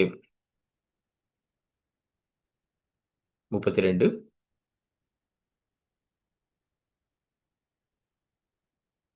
29 இடையில வினாடிக்கு 29. இலங்கையில் இல்மனை பெறுவதற்கு பிரசித்தி பெற்ற இடம். இலங்கையில இல்மனைட்டை பெறுறதுக்கு பிரசித்தி பெற்ற இடம் புல்மோட்டை. என்ன இப்ப இலங்கையில நிறைய பிரசித்தி பெற்ற இடங்களுக்கு அதுல பாருங்க, அது ஹைலைட்டாக பரீட்சைகள்ல கேட்டிருக்கிறாங்க. நிறைய முக்கியமான இடங்களை போட்டு இது எங்க கிடைக்கும், அல்லது அந்த இடத்தை போட்டு இந்த இடத்துல எது வந்து கூடுதலாக கிடைக்கும், இப்படியான வினாக்கள் வந்திருக்குது. ஸோ இப்போ இலங்கையினுடைய பிரபலங்கள், இலங்கையினுடைய முக்கியமான இடங்கள்ல கிடைக்கக்கூடிய கனிம வளங்கள், ஸோ அதுகளை பார்க்கணும். ரைட், அடுத்தது 2025ஆம் ஆண்டில் ஃபார்முலா சார் 1 உலக அந்த சொல்லுங்கம்மா. விடைய விலங்குல அந்த முதலாவது விடிய இருக்க சொல்றீங்க சார். எதுக்கம்மா? 29வதுக்கு சார். 29வதுக்கு இல்மனை புல்மோட்டை. புல்மோட்டை திருகோணமலை மாவட்டத்தில் இருக்கிற புல்மோட்டை. திருகோணமலை மாவட்டத்தில் இருக்கிற புல்மோட்டை.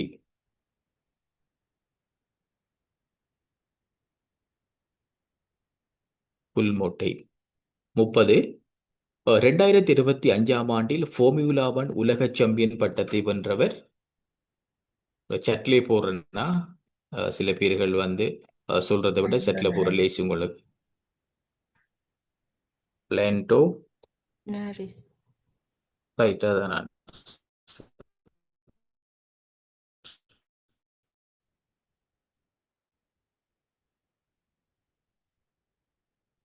காற்பந்தயம் அது தொடர்ச்சியாக நடைபெறுகிற ஒரு போட்டி. அது அதுல லேண்டோ நோரிஸ் என்றவர் தான் சாம்பியனாக தேர்வு செய்யப்பட்டிருக்கிறார். 31 இலங்கையில் அரச உத்தியோகத்தர் தொடர்பான முறைப்பாடுகளை தெரிவிப்பதற்கு அறிமுகப்படுத்தப்பட்ட தொலைபேசி இலக்கம் 1905. இப்ப அண்மை காலத்தில் என்ன அரச உத்தியோகத்தர் தொடர்பாக முறைப்பாடுகள் எதுவும் இருக்குமாக இருந்தால் இந்த தொலைபேசி இலக்கத்துக்கு நாங்கள் தொடர்பு கொண்டு சொல்லிக் கொள்ளலாம். 1905. 1905.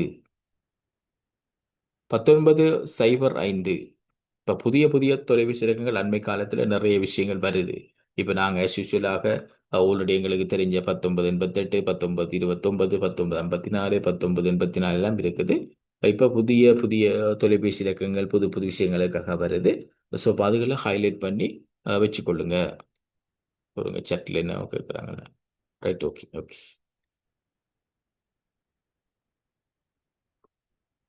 சீரற்ற காலநிலையால் அதிகளவான உயிரிழப்புகளை சந்தித்த மாவட்டம். சீரற்ற காலநிலையால் அதிகளவான உயிரிழப்புகளை சந்தித்த மாவட்டம் கண்டி மாவட்டம். கண்டி மாவட்டம். கண்டி மாவட்டத்தில் 237 பேரு கிட்ட உயிரிழந்திருக்கிறாங்க. இது சிலவுல என்ன சொல்றது, அங்க மீட்பு பணிகள் நடக்க அல்லது காணாமல் போனவர்கள் வந்து உயிரிழந்ததாக கருதப்படுகிற பொழுது வந்து கூடலாம். கண்டியில தான் கூடுதலான பாதிப்பு. 237 பேர் உயிரிழந்திருக்கிறாங்க. இலங்கையை பொறுத்த வரைக்கும் ஒட்டுமொத்தமான உயிரிழப்புகள் 643 என்று பதிவாயிருக்குது. இது தொடர்ச்சியாக அதிகரிக்கலாம். 643.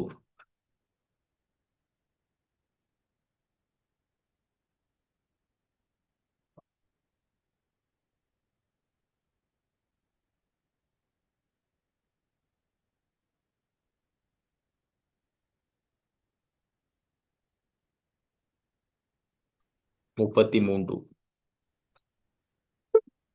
கோட்டோ எனும் புயல் தாக்கத்தினால் பாதிக்கப்பட்ட நாடு. கோட்டோ என்று சொல்லப்படுகின்ற ஒரு புயல் தாக்கத்தால பாதிக்கப்பட்ட நாடு வந்து வியட்நாம். சொல்லுங்க. ரைட். 33க்கு வியட்நாம். வியட்நாம்.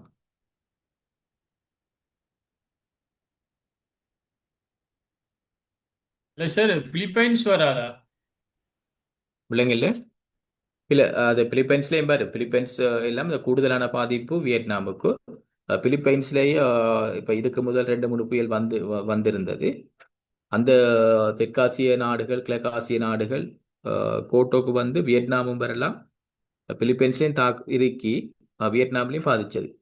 இப்ப சென்யார்ன்றது இந்தோனேஷியாவுக்கு வந்தது, தாய்லாந்துலையும் பாதிச்சது. அதே மாதிரி சில புயல்கள் வந்து இப்ப சில இடங்கள்ல இப்ப இலங்கையில் இந்த முறை தான் அந்த காற்று பாதிக்கப்படும். இல்லாட்டி சில விட என்ன நடக்க இலங்கையில் ஒரு மழை வந்துட்டு பிறகு அந்த காற்று வந்து இந்தியாவில் தான் பாதிச்சுட்டு போறது. இந்த முறை தான் எங்களுக்கு வந்து இந்த டிட்வா புயல்ல தான் கூடுதலான காற்று மூலமான அழிவுகளும் கூடுதலாக ஏற்பட்டிருந்தது. கோட்டோன்றது வியட்நாம். இதுல நாங்க ஏற்கனவே நிறைய புயல்களை பார்த்திருப்போம். ஏன்னா டிட்வான்றது கொஞ்சம் கூடுதலான இழப்புகளை பார்த்தது. இதுக்கு முதல் இலங்கை கொண்டு வந்தது மோத்தான்னு சொல்லி ஒரு புயல். மோத்தா, MOTHA, மோத்தான்னு சொல்லி ஒரு புயல் வந்தது. அதுக்கு பிறகு நாங்க பார்த்தோம்டா ஜெமேக்கா, கியூபாவில் வந்து மெலிசாண்டு ஒரு புயல் வந்தது. மெலிசாண்டு அதோட நாங்க தனித்தனி வினாவா பார்த்திருப்போம். மெலிசா. பிறகு பிலிப்பைன்ஸ்ல ஃபங்வங் என்ற ஒரு புயல். ஃபங்வங். கல்மேகி என்றது, அதுக்கும் பிலிப்பைன்ஸ்ல கல்மேகி என்றது. இப்படி இந்த புயல்கள் வந்து இயற்கை ரீதியான அழிவுகளை வழங்கியிருக்குது. இலங்கையில டிட்வான்றது நம்ம எதிர்பாராத பல அழிவுகளை இலங்கைக்கு கொடுத்திருக்குது. 34. மழை வீழ்ச்சியை அளவிடுவதற்கு பயன்படுத்தப்படுகின்ற கருவி வந்து மழைமானி. மழைமானி. இப்படியான அலகுகளை அல்லது ஏதாவது விடயங்களை கல்குலேட் பண்ணக்கூடிய கருவிகள், அதனுடைய அளவைகள், இதுகளை கேட்பாங்க.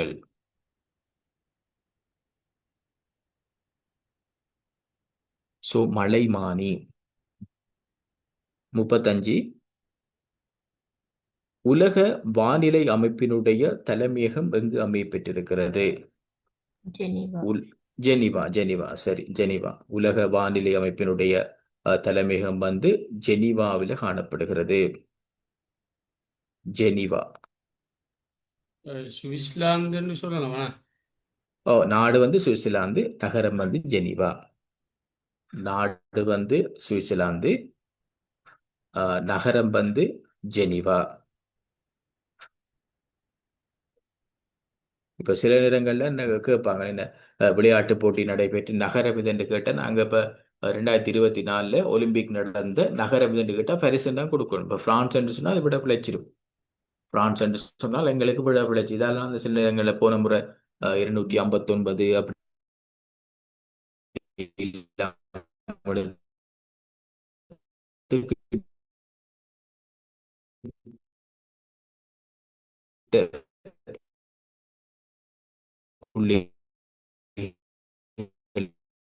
எல்லாம் வந்து மிஸ் பண்ணப்பட்ட ஆக்கள். ஸோ அது சில நேரங்களில் நாங்க நாட்டுக்கு நகரத்தில் வாரது. 36. உலக வானிலை தினம் எப்போது அனுஷ்டிக்கப்படுகிறது? உலக வானிலை தினம் மார்ச் மாதம் 23ஆம் திகதி. மார்ச் மாதம் 23ஆம் திகதி.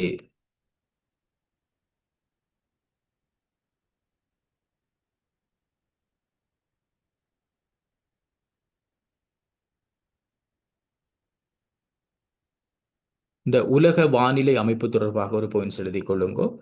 உலக வானிலை அமைப்பு வந்து 1950ஆம் ஆண்டு 1950ஆம் ஆண்டு மார்ச் மாதம் 23ஆம் தேதி உருவாக்கப்பட்டது. அது உருவாக்கப்பட்ட தினத்தை தான் உலக வானிலை தினமாக அனுஷ்டிக்கிறார்கள். 1950ஆம் ஆண்டு. இப்ப இதுல 193 நாடுகள், அதாவது ஐக்கிய நாடுகள் சபையில உறுப்புரிமை பெறுகின்ற 193 நாடுகளும் இதிலையும் வந்து ஏற்றுக்கொண்டிருக்கிறார்கள். ஐக்கிய நாடுகள் சபையில உறுப்புரிமை பெற்றுக் கொள்ளுகின்ற 193 நாடுகளும்.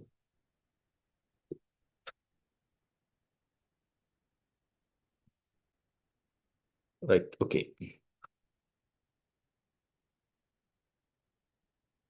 2024ஆம் ஆண்டில் 20க்கு 20 உலகக்கிண்ண கிரிக்கெட் தொடரின் சாம்பியன் பட்டம் வென்ற அணி இந்தியா. இந்தியா 2024 T20ல இந்தியா. ஒன்டேல அந்த இறுதியாக சாம்பியனான இருக்கிறது வந்து ஆஸ்திரேலியா. ஒன்டேயை பொறுத்த வரைக்கும் ஆஸ்திரேலியா.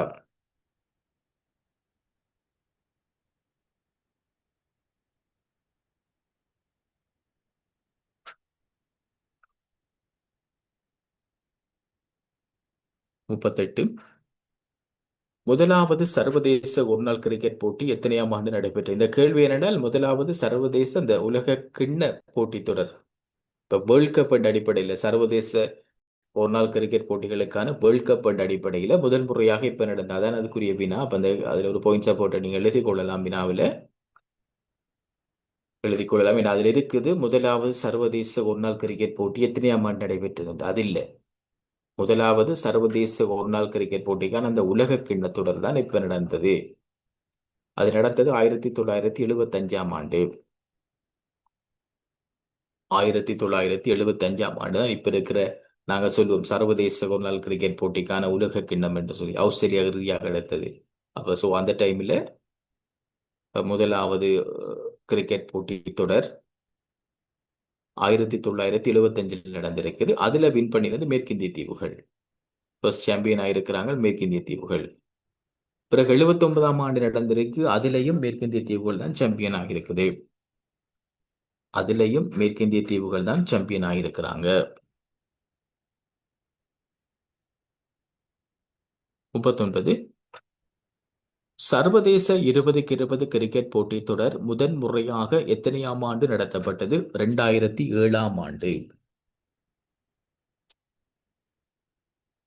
2007ஆம் ஆண்டு.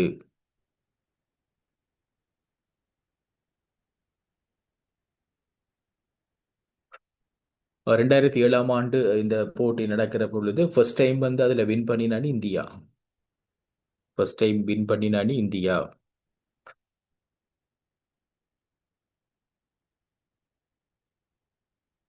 வின் பண்ணினது இந்தியா. பாகிஸ்தானுக்கு எதிராகத்தான் இந்த போட்டி வந்திருந்தது. பாகிஸ்தான் தான் இறுதிப் போட்டியில விளையாடி இருந்தது.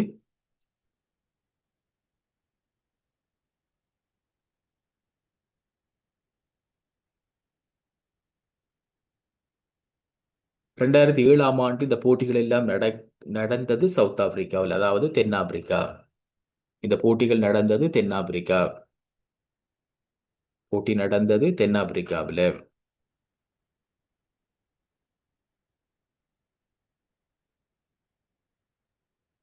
ரைட், அடுத்தது 40 பாருங்க.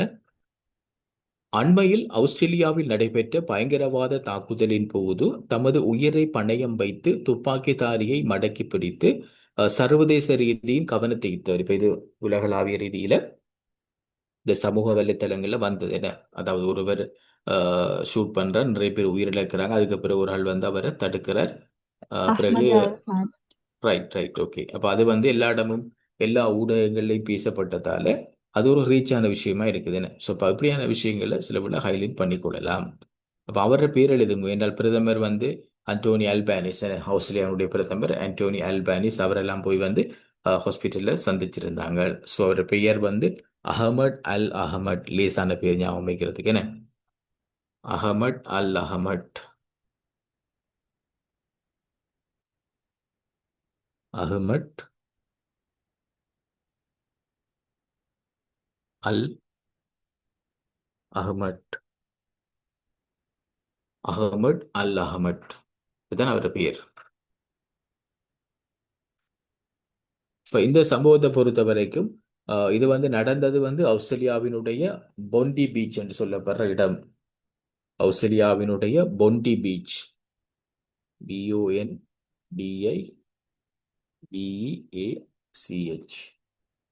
ஆஸ்திரேலியாவினுடைய பொண்டி பீச், அங்கதான் இந்த சம்பவம் நடைபெற்றிருக்குது.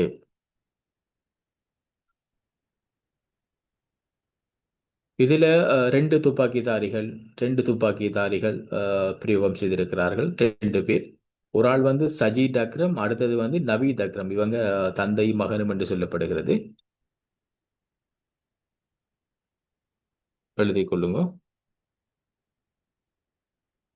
அந்த துப்பாக்கிதார் 2 பேர் துப்பாக்கி பிரயோகத்தில் ஈடுபட்டார்கள். 2 பேர். ஒன்று வந்து சஜீத் அக்ரம்,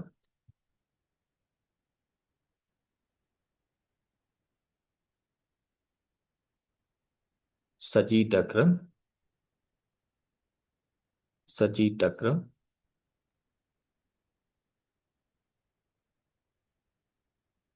அடுத்தவர் வந்து நவீத் அக்ரம், நவீத்.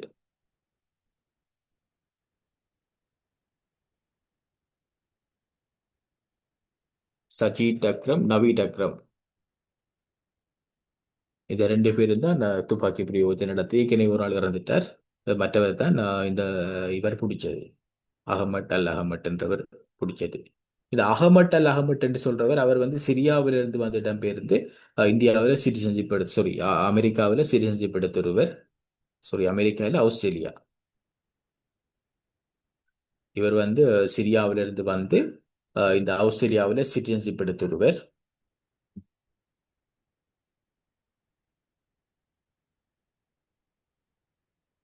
இந்த தாக்குதல் தொடர்பாக நாங்கள் அந்த பிரைம் மினிஸ்டர் பேர் இந்த நேரங்கள் ஆஸ்திரேலியாவினுடைய பிரைம் மினிஸ்டர் யாரான்னு போட்டு விடுவாங்க. என்ன, அந்தோனி அல்பானிஸ் என்று ஞாபகம் வச்சுக்கொள்ளுங்க.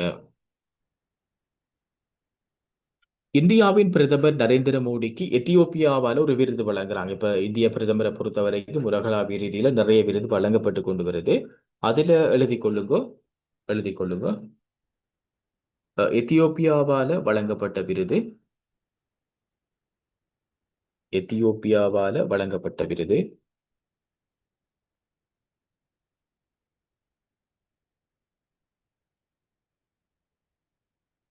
Great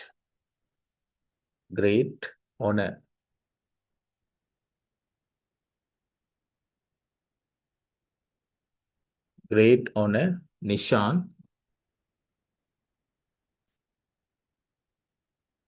Nishan of Ethiopia. Great honor Nishan of Ethiopia. இது வந்து எத்தியோப்பியாவால் வழங்கப்படுகிற ஒரு உயரிய விருதுண்டு. இது வந்து இந்தியாவினுடைய பிரதமர் நரேந்திர மோடிக்கு கிடைச்சிருக்குது.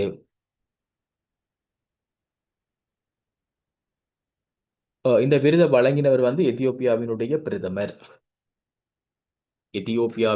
பிரதமர் தான் இந்த விருதை வழங்கியிருந்தார்.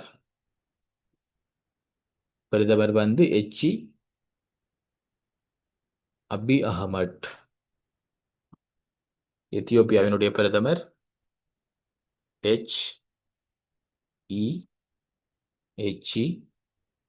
அபி அஹமட். அபி அஹமட். அபி அஹமட். இவர்தான் எத்தியோப்பியாவினுடைய பிரதமர்.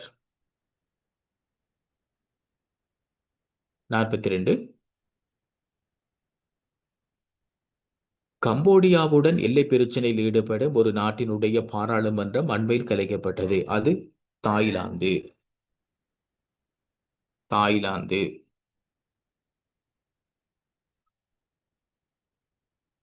ஏன்னா இப்ப தாய்லாந்து கம்போடியா ஆல்ரெடி நிறைய காலமாக அவங்களுக்கு ஒரு எல்லை பிரச்சனை இருக்குது. அண்மையில தீவிரம் அடைஞ்சிருந்தது.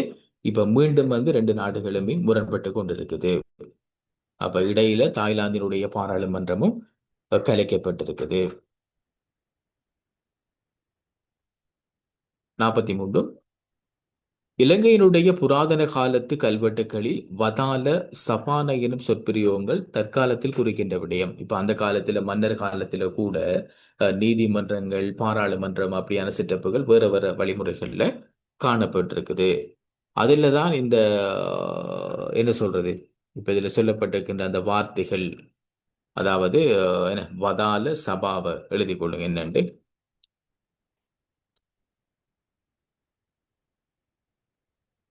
அந்த காலத்திலே மன்னர்கள் வந்து நீதி நிர்வாகம் எல்லாம் செய்திருக்கிறாங்க. நீதி நிர்வாகம் எல்லாமே செய்திருக்கிறாங்க.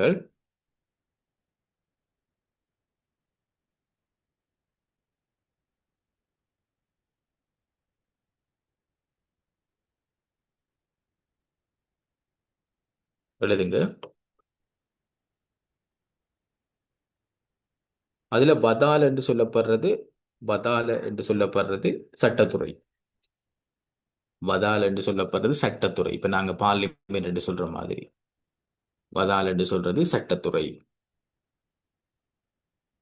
அதே மாதிரி சபாவ் என்று சொல்லப்படுறது நீதித்துறை. சபாவ் என்று சொல்லப்படுறது நீதித்துறை. நீதித்துறை என்ன? நீதிமன்றம். நீதிமன்றம்.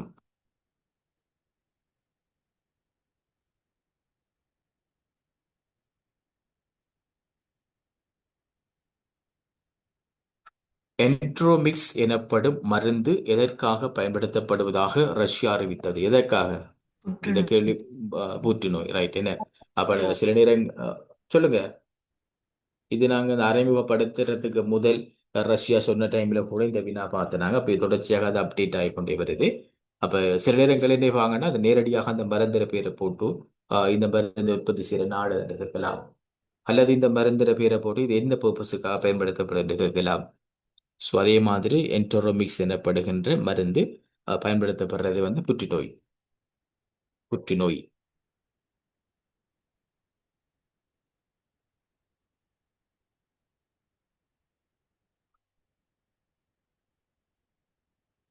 மனிதவள அபிவிருத்தி குறிகாட்டி உள்ள நாடு இலங்கை. இலங்கை. இலங்கையை பொறுத்த வரைக்கும் இலங்கையில இந்த இலவச சுகாதாரம், இலவச கல்வி அப்படியானதுகள் இருக்கிறதால எங்கட வந்து இந்த HR என்ன மனித HDI, ஹியூமன் டெவலப்மெண்ட் இண்டெக்ஸ், இது வந்து கூடுதலாகத்தான் இருக்கும்.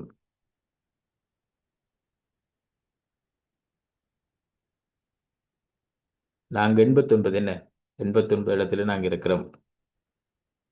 மத்திய வங்கியிட அறிக்கையின் பிரகாரம் 78 இருக்கும். ஆனால் 2025 வந்ததுல நாங்க 89 கிடைக்கிறோம். தெற்காசிய நாடுகள் எங்களை விட குறைஞ்ச நிலைப்பாட்டில் தான் அவங்க இருக்கிறாங்க. 46. மாலத்தீவு நாட்டினுடைய உத்தியோகபூர்வ மொழி வந்து திவகி. திவகி. தீனாவேனா கீனா. திவகி. திவகி. திவகி. அதான் மாலத்தீவினுடைய உத்தியோகபூர்வ மொழி.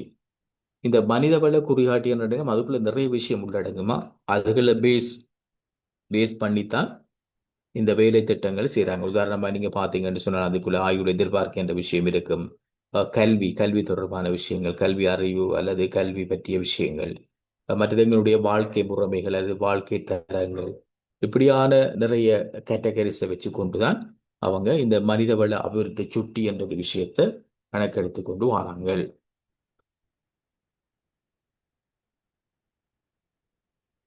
ஸோ 45 தெற்காசியாவிலேயே முதன்மையான இடம் இலங்கை. மாலத்தீவு வந்து திவகி. தீனா வேனா ஹீனா. திவகி. 2025 செப்டம்பர் மாதம் வானில் தோன்றிய சந்திரன் எவ்வாறு அழைக்கப்பட்டது? Blood Moon. Blood Moon. Blood Moon. BL double சில நேரத்தில் சார் அது கோல் மூணுன்னு சொல்றாங்க போலண்ணே. சில பேர்களை மாறி மாறி வச்சிருப்பாங்க. ஆங்கிலத்தில் இப்படி பிளட் மூடுன்னு சொல்றாங்க. அது இலங்கையினுடைய அந்த உலகத்தினுடைய வரலாற்றில் அப்படி அடிக்கடி வாரல்ல. ஸோ அதனால அப்படியான விஷயங்கள் ஒரு முக்கியமாக ரீச் ஆகிற நேரம் அது பரீட்சைகள்ல சில விளைவுகளை பார்ப்பாங்க.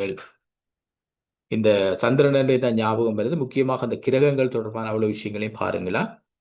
பரீட்சைகள்ல அப்படியான வினாக்கள் வருகிறது. லேசான வினாக்கள் அப்படியான வினாக்கள் வரும்னா உண்மையா லேஸ் என்ன அதெல்லாம் மாற மாட்டாது. இந்த சிவப்பு கிரகம் என்றதோ அல்லது வளையம், விண்வெளித்துறை தொடர்பாக, வானியல் தொடர்பாக பாயிண்ட்ஸ் எடுங்க. நிக்கலஸ் கோப்பர்னிக்கஸ் யாரு, கலிலியோ கலிலி யாரு, அந்த மாதிரியான விஷயங்கள் இதுகள் எல்லாமே பாயிண்ட்ஸ் எடுக்கணும். சில நேரங்கள் என்ன வாங்கண்டா அப்படியான ஒரு வினாவை போடுற அந்த நேர ஹைலைட்ல இருக்கிற ஒரு விஷயத்த போட்டுட்டு போவாங்க. ஸோ 48 பார்த்தீங்கன்னா உலக ரோபோ மாநாடு 2025ஆம் ஆண்டில் நடைபெற்ற சீனாவில். இப்போ ரோபோவுக்கு எல்லாமே மாநாடு நடைபெறுகிறது. ரோபோ மாநாடு. 49 2025ஆம் ஆண்டில் சர்வதேச வெசாக் விழா தின நிகழ்வு நடைபெற்றது வந்து வியட்நாம்.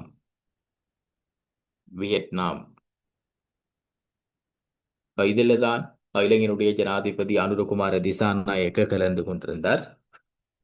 இலங்கையினுடைய ஜனாதிபதி அனுரகுமார திசாநாயக்க கலந்து கொண்டிருந்தார் இந்த சர்வதேச வெசாக் நிகழ்வில். வெசாக்கை பொறுத்த வரைக்கும் அது ஒரு புனிதமான ஒரு பண்டிகையாக பார்க்கப்படுறதால ஐக்கிய நாடுகள் சபையும் அது தொடர்பான நிகழ்வுகளை செஞ்சுட்டு வருது. 50 உலக விண்வெளி வாரம் எப்போது அனுஷ்டிக்கப்படுகிறது? உலக விண்வெளி வாரம் எப்போது அனுஷ்டிக்கப்படுகிறது? எழுதிக் கொள்ளுங்க. எழுதிக் கொள்ளுங்க.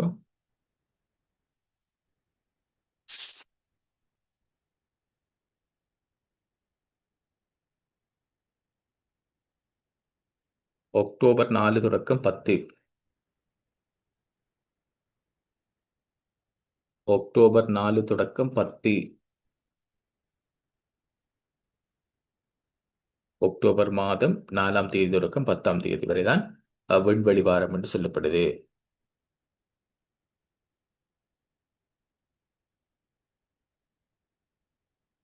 எக்ஸ்கியூஸ் மீ சார் 38க்கு ஆன்சர் சார். 38 பொருங்க வாரம்.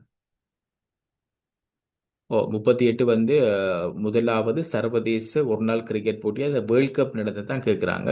அது வந்து 1975ஆம் ஆண்டு. 75ஆம் ஆண்டு.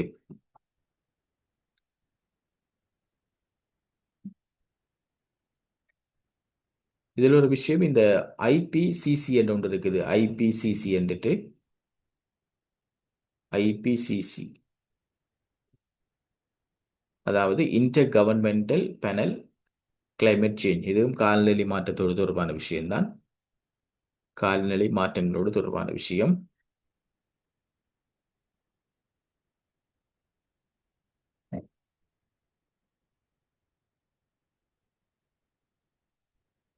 இதில் சில போல நீங்கள் ஏதாவது தவற விட்ட கேள்விகள் இருந்தால் அல்ல டவுட்டில் இருந்தால் சொல்லுங்க, டிஸ்கஸ் பண்ணிட்டாங்க இதில் பார்த்துக்கொள்வோம். தவற விடப்பட்ட வினாக்கள் ஏதாவது இருக்குமா இருந்தால். இந்த 17 17 பாருங்க 17லேருந்து சொல்லி வரவா? ரைட். அந்தார்டிகா ஒப்பந்தமா? அந்தார்டிகா ஒப்பந்தம் வேண்டாம். இந்த அந்தார்டிகாவில் வந்து நாங்கள் ஒரு நல்ல விடயங்களுக்கு தான் ரிசர்ச் செய்யலாம், ராணுவ ரீதியான விஷயங்களை நாங்கள் செய்ய முடியாது. ஸோ அதான் அதில் சொல்லப்பட்டது. அந்தார்டிகாவில் அமைதியான ஆராய்ச்சி ஆராய்ச்சி அறிவியல் நோக்கங்களுக்காக பயன்படுத்தலாம். ஆனால் இராணுவ நோக்கத்துக்கு இதனை பயன்படுத்த முடியாது. அப்ப இங்க மெயினான விஷயம் வந்து இராணுவ நோக்கத்துக்காக இந்த அந்தார்டிகாவை யாருமே பயன்படுத்த முடியாதுன்ற அந்த சர்வதேச ஒப்பந்தம். இது சில உள்ள கையெழுத்திடப்பட்டது 59 இருந்தாலும் நடைமுறைக்கு வந்திருக்குது 61ஆம் ஆண்டு. நடைமுறைக்கு வந்திருக்கிறது இது வந்து 61ஆம் ஆண்டு.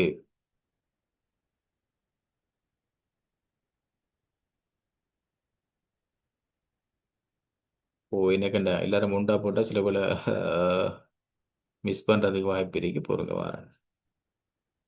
50 குரல் கட்டிக்கிறேன். 50 வந்து அக்டோபர் 4 தொடக்கம் அக்டோபர் 10. அக்டோபர் 4 தொடக்கம் அக்டோபர் 10.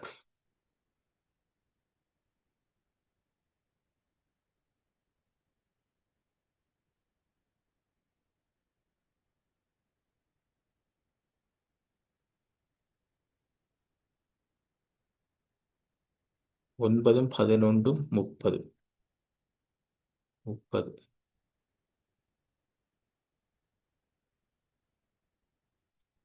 30 எழுதிக் கொள்ளுங்க. 30 வந்து லாண்டோ நோரிஸ். 30க்குரிய ஆன்சர் வந்து லாண்டோ நோரிஸ். Lando Norris.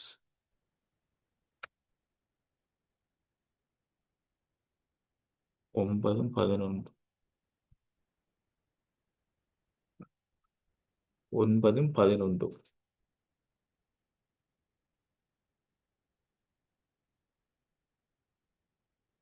9 5.4 வீதம். 5.4 வீதம். 11 வந்து பிபிசி. 11 பிபிசி.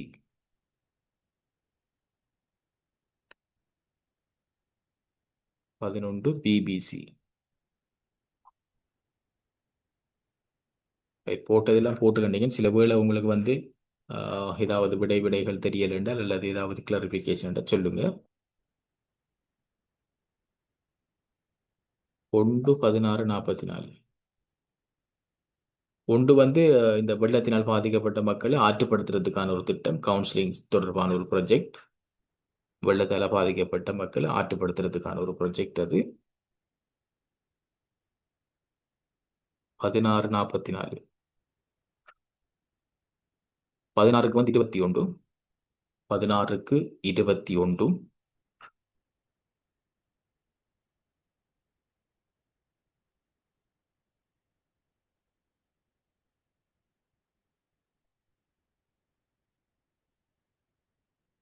44 வந்து புற்றுநோய். 44 வந்து புற்றுநோய்.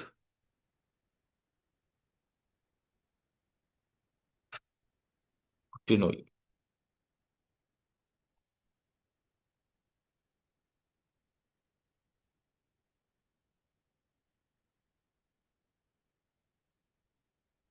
ஸோ இப்போ போட்டது எல்லாமே நான் சொல்லியிருப்பேன் நினைக்கிறேன். போட்டதெல்லாம் சொல்லியிருப்பேன்.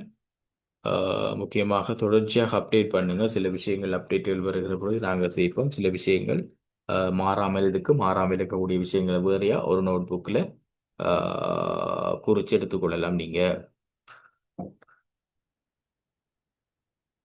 இதில் ஷோர்ட் டெலிஃபோன் நம்பர் எல்லாருக்கும் தெரிஞ்சிருக்கும். அவ்வளோ ஷோர்ட் டெலிஃபோன் நம்பரையும் பாருங்க. 19 19 19 39. குடிவரவு குடியல்வு திணைக்களத்தில் 19 62. ஷோர்ட் டெலிஃபோன் நம்பரில் குடிவரவு குடியல்வு திணைக்களம் வந்து 19 62. மின்சார சபை 19 87. மின்சார சபை 19 87.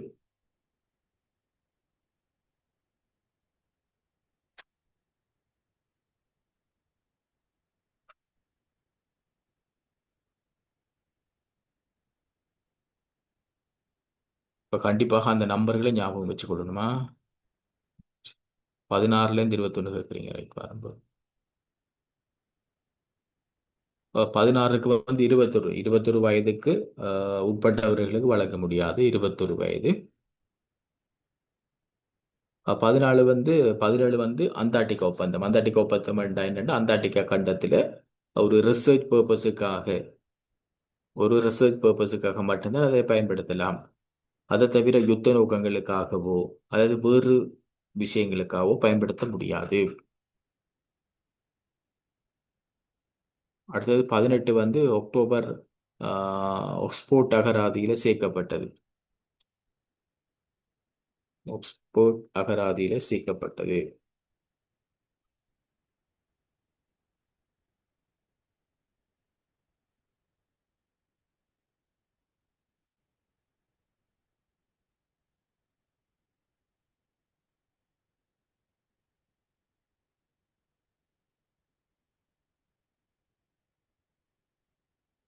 ரகிபைட்.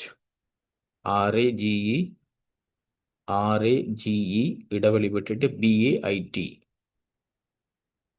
21 பொறுத்த வரைக்கும் 21 அமெரிக்கா வெளியேறது 2026ல் 2026ல்.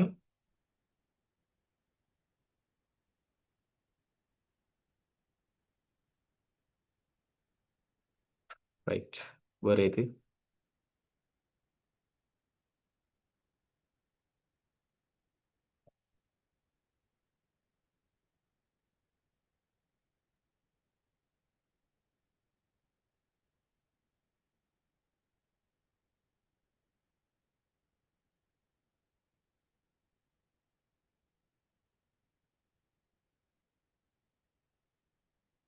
ரைட். அப்போ இதுகளில் வந்து நாங்கள் முக்கியமான சில விஷயங்கள் பார்த்தோம். உங்களுக்கு தொடர்ச்சியாக எங்களோட வகுப்புகள் போயிட்டு இருக்கிறதால சில விஷயங்கள் ஆல்ரெடி சில ஆக்களுக்கு பார்த்துருப்போம்.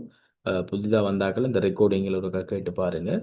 மற்ற அதில் உங்களுக்கு டவுட்டுகள் அல்லது கிளாரிஃபிகேஷன் இருக்குமானா நீங்கள் நேரடியாக கேட்டுக்கொள்ளலாம். அப்படி இல்லாட்டி இந்த வாட்ஸ்அப் நம்பருக்கு கிளாஸ் முடிய அல்லது பிறகு ஒரு உங்களுக்கு ஃப்ரீ டைம்களில் கேட்டுக்கொள்ளலாம். தொடர்ச்சியாக படிங்க, தேடுங்க, நிறைய தேடுங்க. இப்போ நான் சொல்ல மாட்டேன். இதில் இப்போ நாங்கள் உதாரணமாக சொல்ல போயிருக்கோம் என்றால், இப்போ பாருங்க, சம்பூர் சூரிய மின் சக்தி திட்டத்துக்கு ஒத்துழைப்பு வழங்குற நாடு இந்தியான்ற ஒரு விஷயம் சொல்லியிருக்கேன். அப்போ இதை மட்டுமே அவங்களே போட்டி பரீட்சைக்கான அப்போ இதில் நீங்கள் பார்த்துக்கொள்ளணும். இந்த மின் கட்டமைப்பு தொடர்பாக மேலதிக விஷயம் எதுவும் இருக்கா என்று அதை தேடணும். இது எவ்வளவு வந்து நேஷனல் தேசிய ரீதியிலே ஏற்றுக்கொள்ளப்படுது, அங்கீகரிக்கப்படுது, அப்படியான விடயங்களை கவனமாக பார்த்துக்கொள்ளுங்க. அதுதான். அல்ல சார், வந்து இந்தியா இருந்தாலும் இந்தியாவோட எந்த நிறுவனம் வந்து இதுக்கு ஓ, வந்து அதான் அதான் அதான் அதைத்தான் சொல்றேன். இப்ப அது தொடர்பாக இப்ப இதுல வந்து என்னென்றால் இப்ப ஒரு வினா தான் உங்களுக்கு இப்ப சம்பூர் சூரிய மின் சக்தி திட்டம் பண்ணி இது ஒரு ஒரு இப்ப அண்மையில் நடந்த ஒரு எக்ஸாம்ல வந்த ஒரு வினா. அப்ப நாங்க வந்துமே இதை மட்டும் இப்ப பாஸ் பண்றேன்னு சொன்னால் இதை மட்டும் தெரிஞ்சா காணும். இப்ப நாங்க சொன்ன மாதிரி அதுல அந்த நிறுவனங்கள் வரலாம், சில வேளை நேஷனல் கட்டமைப்புக்கு அதுல எவ்வளவு பெர்சன்டேஜ் வந்து எடுத்துக்கொள்றாங்கன்றதுல வரலாம், அல்லது இந்த சூரிய மின் சக்தி வேறு எங்கேயாவது இலங்கையில் இருக்குமா என்றால் அதை பற்றி வரலாம். சில ஒரு முறை கேட்டிருந்தாங்க, இந்த புதுப்பிக்கத்தக்க வளங்கள் வந்து 2 குறிப்பிடுகள், அவ்வளவுதான் அதுல வந்த வினா. ஒன்று சூரியன், அடுத்தது காற்றாலை கூடியது. இப்ப இலங்கையில மன்னார்ல காற்றாலை உற்பத்தி என்ன அதுக்குரிய ப்ராஜெக்ட் போனது என்ன, அது சிலது நிறுத்தப்பட்டாலும் ஆல்ரெடி ஆக்டிவ்ல இருக்கிறது போயிட்டு இருக்கும். அதுக்குள்ள பார்த்துக்கொள்ளுங்க. இயற்கை ரீதியாக என்வரன்மெண்ட் ரீதியாக வர சில வினாக்கள் வருகிறது.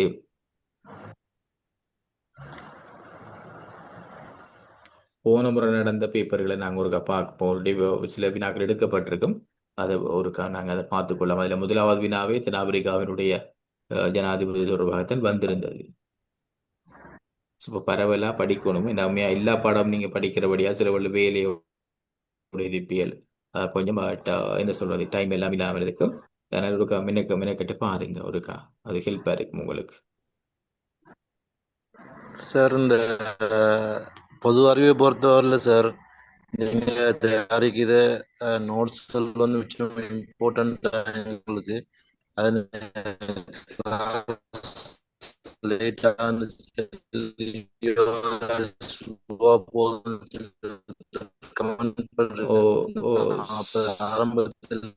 சாரி, நீங்க கதைக்கிறதுல கொஞ்சம் விளங்குது இல்ல. அது சார், நீங்க ப்ரிப்பேர் பண்ணது சார் எங்களுக்கு சப்மிட் பண்ணாதான் நல்லது சார். இந்த பேஷன் கூட இருக்கும்போது சார் மாறி மாறி மாறி இருக்கும்போது எங்களுக்கு அது ரொம்ப தேங்க்ஸ். நீங்க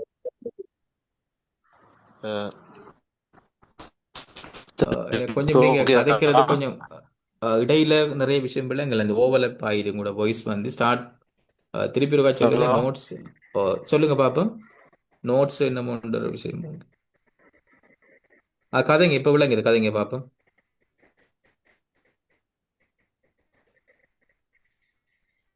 ஓ, கதைங்க இப்ப கதைங்க.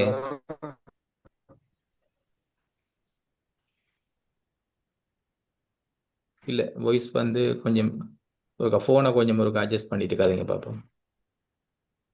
ரைட், ஓகே, கதைங்க பாப்போம். இப்ப சொல்லுங்க. சொல்லுங்க. பொது அறிவை பொறுத்தவரையில சார், ஆஹா, பொது அறிவை பொறுத்தவரையில எப்படியுமே நோட்ஸ்கள் கொஞ்சம்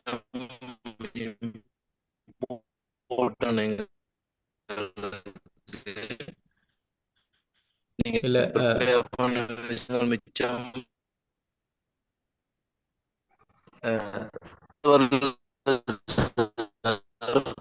நான் சாரி அவர் சாரி. அவர் அவர் நெட்வொர்க் கிளியர் இல்லை சார் வந்து. ஓ, விளங்குது இல்லை உங்களுக்கு நீங்க கதைக்கிறது. கொஞ்சம் ஒரு இடம் வெளியில வந்தா அல்லது ஒரு இடத்த வந்துட்டு ஒரு கதைங்களேன். நோட் சர்வர் எங்களுக்கு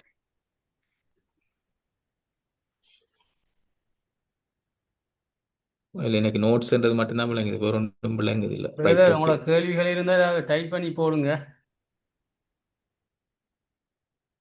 சில நாளைக்கு இப்போ கிளைமேட் இல்லாத முறையுமா இருக்கிறதால கவரேஜ் எனக்கு முன்னைக்கு ஒரு 6:30 கிளாஸ் உண்டு, 15 மினிட்ஸ் டிலே ஆயிட்டுது அது கனெக்ட் பண்ணுறதுக்கு. அந்த அளவுக்கு அந்த மழை மேகம் இதாக இருக்கிறதால கவரேஜ் இஷ்யூவாக இருக்குது.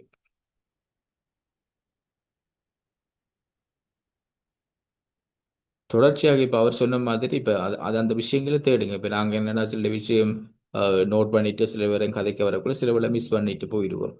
அப்போ அது இதை வச்சு தேடணும். இப்போ என்னடா இப்போ நான் பொதுவாக சொல்கிறேன், இப்போ எப்போவுமே வந்து இதை மட்டும் பாருங்கோ அல்ல அப்படி எல்லாம் சொல்லல. என்றால் இது போட்டி பரீட்சை, இது வந்து 100 மீட்டர்.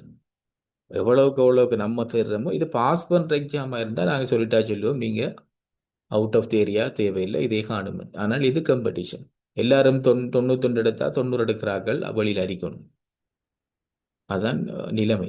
ஸோ அப்போ அதுக்கேற்ற மாதிரி நம்ம ஏன்னா இப்போ வந்து இப்போ என்னென்னால் இப்போ சில எக்ஸாமில் நான் முதலும் சொல்லியிருப்பேன், சில எக்ஸாம் சில ஏஜ் கேட்டகரிஸில் இருக்கும், சில எக்ஸாம் சில குவாலிஃபிகேஷன் கேட்டகரியில் இருக்கும்.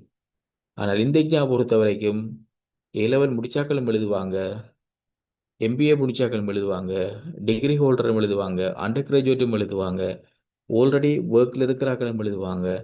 அப்போ அந்த காம்படிஷன் வந்து பலதரப்பட்டது. சில நேரங்களில் பென்ஷனுக்கு போனாக்கள் நிறைய பேர் எழுதுறாங்க.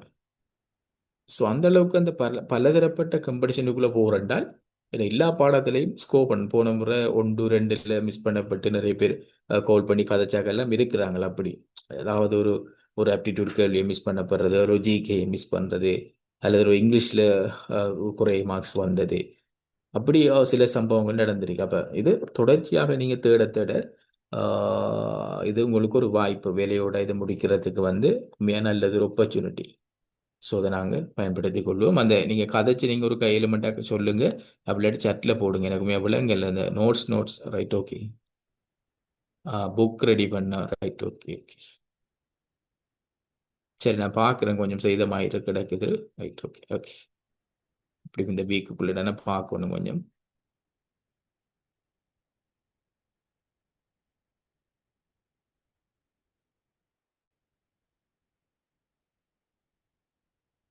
இதுக்கு முதல் இந்த கிளாஸ்களில் ஜாயின் பண்ணாதாக்கள் ப்ரீவியஸ் ரெக்கார்டிங்கை கண்டிப்பாக பாருங்கள். அதில் முக்கியமான பல விஷயங்கள் ஆரம்பத்தில் அந்த நிறைய விஷயங்கள் நாங்கள் நோபல் பரிசிலிருந்து மற்ற மற்ற புக்கர் விருதுகள் எல்லாமே அதில் பார்த்துருக்கிறோம். ஸோ அதுகளை பாருங்கள். இந்த தெற்காசியா ஏசியன் அமைப்பில் இணைஞ்சு கொண்ட கிழக்கு தீமோர், பிறகு பிரிக்ஸில் இணைஞ்சு கொண்ட இந்தோனேஷியா, அப்படியான சில தகவல்கள். மத்திய வங்கியினுடைய 75 ஆண்டு நிறைவு சென்சஸ் ரிப்போர்ட்டில் ஒரு 30-40% பார்த்துட்டோம். இன்னும் ஒரு சில சில விஷயங்கள் அதில் சேர்த்தா சரி, மற்றதெல்லாம் பார்த்துருக்குறோம்.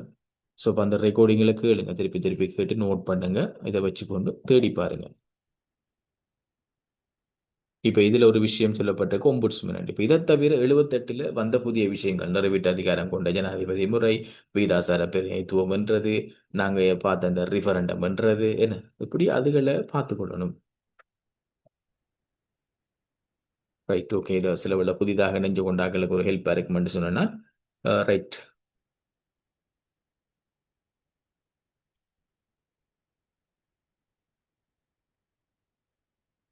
ஏதாவது இருக்குமெண்டா சொல்லுங்க. அப்போ அவர் லீவ் ஆகிட்டோட தெரியல, இவர் ஏதோ சொல்ல வந்தார், எனக்கு விளங்கல.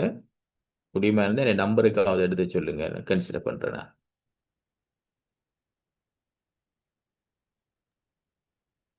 ஓகே சார், முடிஞ்சதா சார் கிளாஸ்? நாங்கள் ஓ, போகலாமா? ஆமாம் ஆமாம், கிளாஸ் முடிஞ்சுன்னா சில பிள்ளைகள் கேள்விகளை டவுட்டுகள் கேட்குறதுக்காக ஒரு டைம் உண்டு.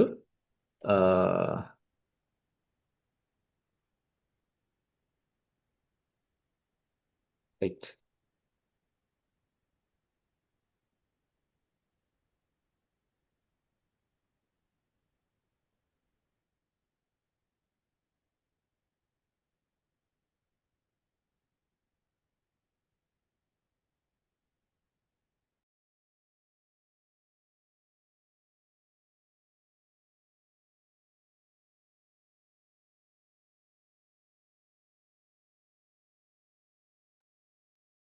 Right, okay. இணைஞ்சு கொண்டு எல்லாருக்கும் நன்றிகள். Good night.